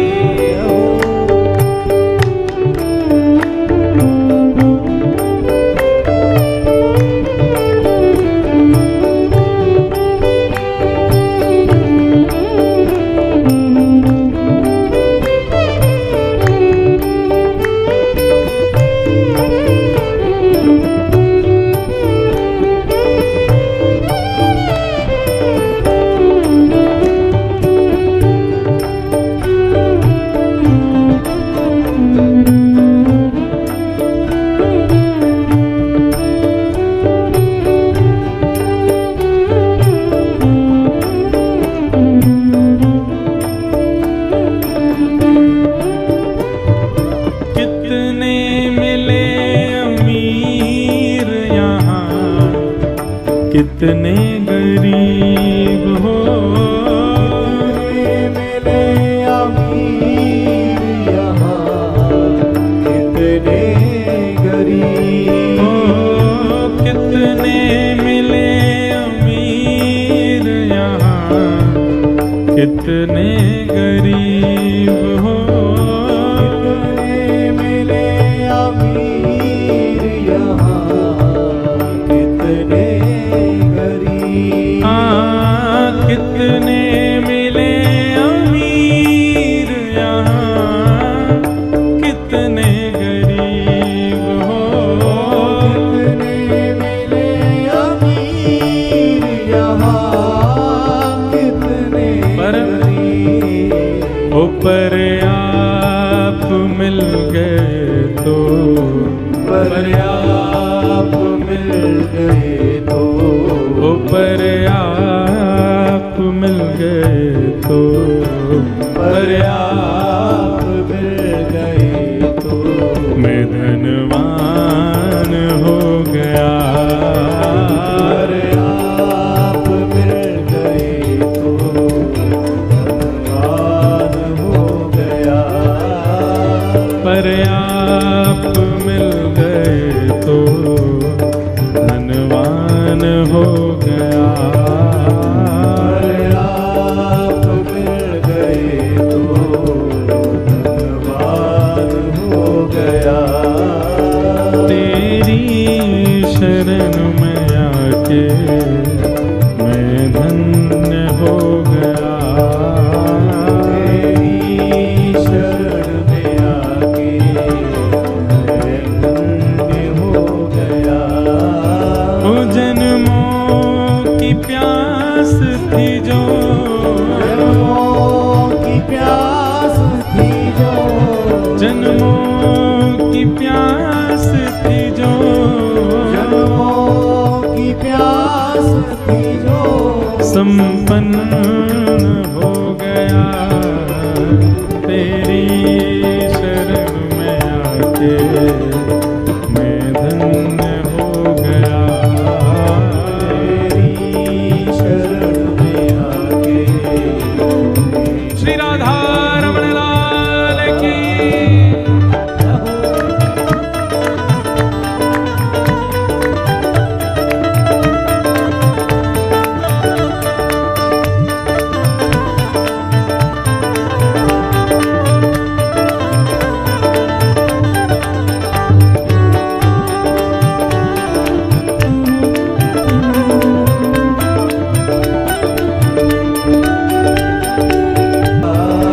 चरणों के ही सहारे भव पार हो गया चरणों के ही सहारे का भाव से भव पार हो गया हो तेरी शरण में आके मैं धन्य हो गया तेरी शरण में आके हो गया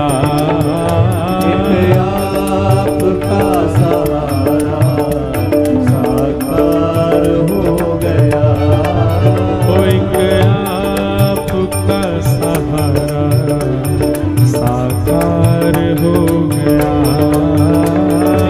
आपका सहारा साकार हो गया ओ तेरी शरण में आके मैं धन्य हो गया तेरी शरण में आके मैं धन्य हो गया ओ जय जय राधा रमण हरि बोल जय जय राधा रमण हरि बोल जय जय राधा रमण हरि बोल जय राधा रमण हरि बोल ओ प्यारो राधा रमण हरि बोल जय जय राधा रमण हरि बोल प्यारो राधा रमण हरि बोल जय जय राधा रमण हरि बोल ओ जय जय राधा रमण प्यारो राधा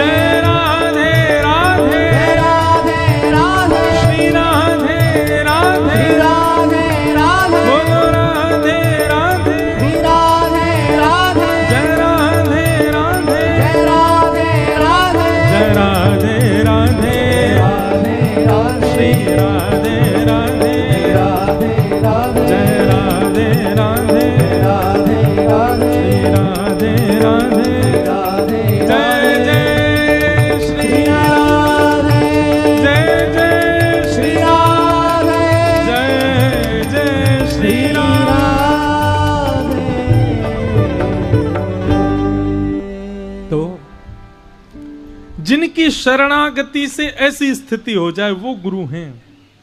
और एक और बात सुनिए, गुरु देहधारी नहीं होते, गुरु शरीरधारी नहीं होते, गुरु आंख नाक मुंह कान वाले नहीं होते। वो एक माध्यम भले ही हो सकते हैं कि शरीर में है, पर गुरु वाणी होती है। और वाणी कभी मरती नहीं, वाणी कभी जाती नहीं, वाणी सदा हमारे पास रहती है। इसलिए गुरु की वाणी को जितना हो सके ग्रहण करने का प्रयास करो। वो वाणी जितनी संजो सको, वही आपकी पूंजी है, उसको रखो। तन तो चला जाएगा पर वाणी सदा आपका कल्याण करती रहेगी। गोस्वामी तुलसीदास जी भले शरीर से नहीं है, पर उनके जाने के 500 वर्ष बाद भी आज कितनों का कल्याण उनकी वाणी कर रही है। ऐसे गुरु की वाणी को सर्वोपरि मानो। इस प्रकार गुरु को वंदन किया गया है। धर्मस्वनिष्ठितः पुंसां विश्वक्सेन कथासु यः नोत्पादयेदधिरतिं श्रम एव हि केवलम। भगवान की मंगलमयी कथा यही जीवन का मूल सार, मूल उद्देश्य है। आप कितने भी भजन कर लो, कितना भी बिल्वपत्र चढ़ा लो, कितनी भी परिक्रमा कर लो, कितनी भी तीर्थ यात्रा कर लो, पर ठाकुर जी आपसे प्रसन्न हैं, इसका केवल एक ही प्रमाण है, कथा के प्रति रति।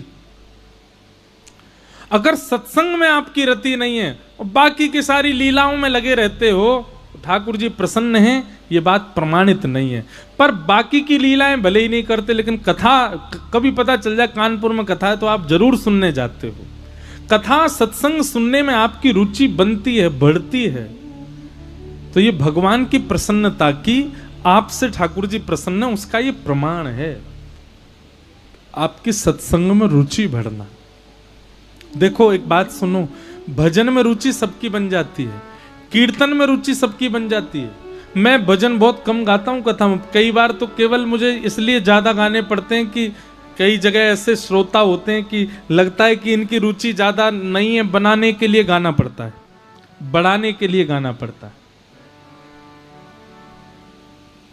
पर कई बार 4 घंटे कथा हो जाती है, मैं कुछ गाया ही नहीं, कथा ही कथा चलती रही, और तब भी श्रोता एक स्तर बैठे रहे, हिलते डुलते नहीं, उठ के जाते आते नहीं। उन श्रोताओं को देख के पता क्या लगता है, ठाकुर जी इनसे प्रसन्न है। आप सब भी अच्छे ही हो, पर कुछ लोग उठते रहते हैं बीच बीच में। एक तो हमको यहाँ बहुत ये लगता है कि ज्यादा विलंब ना करें, लोगों को दूर दूर जाना होगा, कहीं विलंब ना हो जाए, इसलिए हमको थोड़ा लगता है कि कथा और समय से कर दें। नहीं तो हमारा कोई कथा शुरुआत का समय फिक्स होता है, विश्राम का फिक्स नहीं है। कब विश्राम करेंगे। कथा में रति, कथा में बहुत लगन लगना, ये भगवान की प्रसन्नता का प्रमाण है।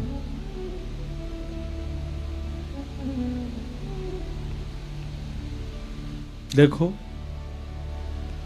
हरिप्रियों के नाम बताओ, जो भगवान के प्रिय भक्त हैं उनके नाम बताओ। आप जितनों के नाम बताओगे सबको कथा में रति है। सबसे पहले जो सबको पता है, प्रभु चरित्र सुनवे को रसिया, राम लखन सीता मन बसिया। प्रभु चरित्र सुनवे को रसिया, हनुमान जी। वो हरिप्रिय क्यों हैं, ठाकुर जी के प्रिय क्यों? क्योंकि कथा में उनकी रुचि है। दूसरे लक्ष्मण जी, कभी रामायण सुनिएगा तो लक्ष्मण जी को जब भी लगता है कि अब अवकाश है, अब कुछ करना नहीं है, तो राम जी को लेके बैठ जाते हैं, कुछ प्रवचन सुना दीजिए। राम जी बैठ के कथा सुनाते हैं फिर लक्ष्मण जी को, वनवास के समय पर भी। हरिप्रिय। भरत जी महाराज भगवान के अति प्रिय। ब्रज की गोपियां, ब्रजवासिन गोपियां, वो क्या कहती हैं गोपी गीत में, तब कथामृतम तप्त जीवनम कवि भीरीडितम कल्मषापहम। आप में से कितने लोगों को गोपी गीत याद है? हाथ ऊपर करना। लो, इतने लोगों में पता कितनों को याद है? 5 या 6। ऐसे काम कैसे चले भैया? इस कथा की हमको दक्षिणा दो। अंतिम दिन हम फिर पूछेंगे कितने लोगों को गोपी गीत याद। सबके हाथ खड़े होने चाहिए, सब याद करो। केवल कथा सुनने, लीला सुनने से आपको मन को संतुष्टि मिलती है, पर उसमें आगे भी तो बढ़ो। ये सुंदर सुंदर स्तुतियां याद करो, सुंदर सुंदर भाव याद करो, अपने घर के ठाकुर जी को सुनाया करो। कई लोग अपने घर के ठाकुर जी के आगे फोन में कथा चला के धर देते हैं। अच्छी बात है, अपने ठाकुर जी को कथा सुनाओ। हमको बहुत सारे लोग वीडियो भेजते हैं ना कि हमारे ठाकुर जी कथा सुन रहे हैं आपकी। अच्छी बात है, पर एक और नियम, इसका दूसरा नियम क्या होना चाहिए पता है? आप सुनो और फिर सुन करके आप अपने ठाकुर जी को सुनाओ। वो आपके ठाकुर जी हैं। भगवान को फोन चलाना नहीं आता। ठाकुर जी के आगे जब आप फोन रख दे तो ठाकुर जी कहते हैं कहा भला धर दे जाने, जे कहा है मुंह तो पतो ही ना है जे कैसे चले। तो कथा फोन में आप सुनो और आप कथा सुन करके उसके वहां सुनी गई भाव और लीलाओं को याद करके फिर आप अपने ठाकुर जी को सुनाओ। आपको देखना अनुभव होगा कि ठाकुर जी कथा सुन रहे हैं। और पता कैसे सुनाना? अपलक नेत्रों से ठाकुर जी को देखते हुए सुनाओ। लीला ठाकुर जी की लीला ठाकुर जी को ही सुनाओ। आपको अनुभव होगा इनके होठ फड़का था, इनकी नाक थोड़ी सी मुड़ी थी, इनके कान हिले थे, इन्होंने पलक झपकी थी। ऐसे अनुभव होंगे फिर आपको। ठाकुर जी सुनते हैं। पर हां ये याद रहे, गलत सलत मत सुना देना। अच्छा एक बात बताएं, गलत अगर सुना भी दी ना तो हो सकता है ठाकुर जी प्रकट होके हे गलत सुना रहे हो, सही से सुना। एक लीला हुई भी थी। एक भगत जी कथा कर रहे थे और कथा में बोले हनुमान जी जैसे ही गए अशोक वाटिका में उन्होंने बड़े बड़े वृक्ष देखे, फल देखे, राक्षस देखे और पेड़ के नीचे बैठी हुई सीता जी देखी। वहां जो वृक्ष थे उनमें पुष्प जो थे उनका वर्ण जो था वो सफेद था। व्यास जी कथा कर रहे थे तो जिस मंदिर परिसर में कथा कर वहीं हनुमान जी का मंदिर था। तो हनुमान जी की आंखें मुड़ने लगी, मानो हनुमान जी मन में विचार कर रहे थे अरे व्यास जी सफेद पुष्प नहीं थे, लाल पुष्प थे। लेकिन हनुमान जी बोले कैसे? लेकिन जैसे हनुमान जी की आंख मटकी व्यास जी को दिख गया। व्यास जी समझ गए मैंने कुछ गलत बोला है। हनुमान जी अब मूर्ति में से सचल हो रहे हैं। तो व्यास जी ने 2-3 बार गलत बोला।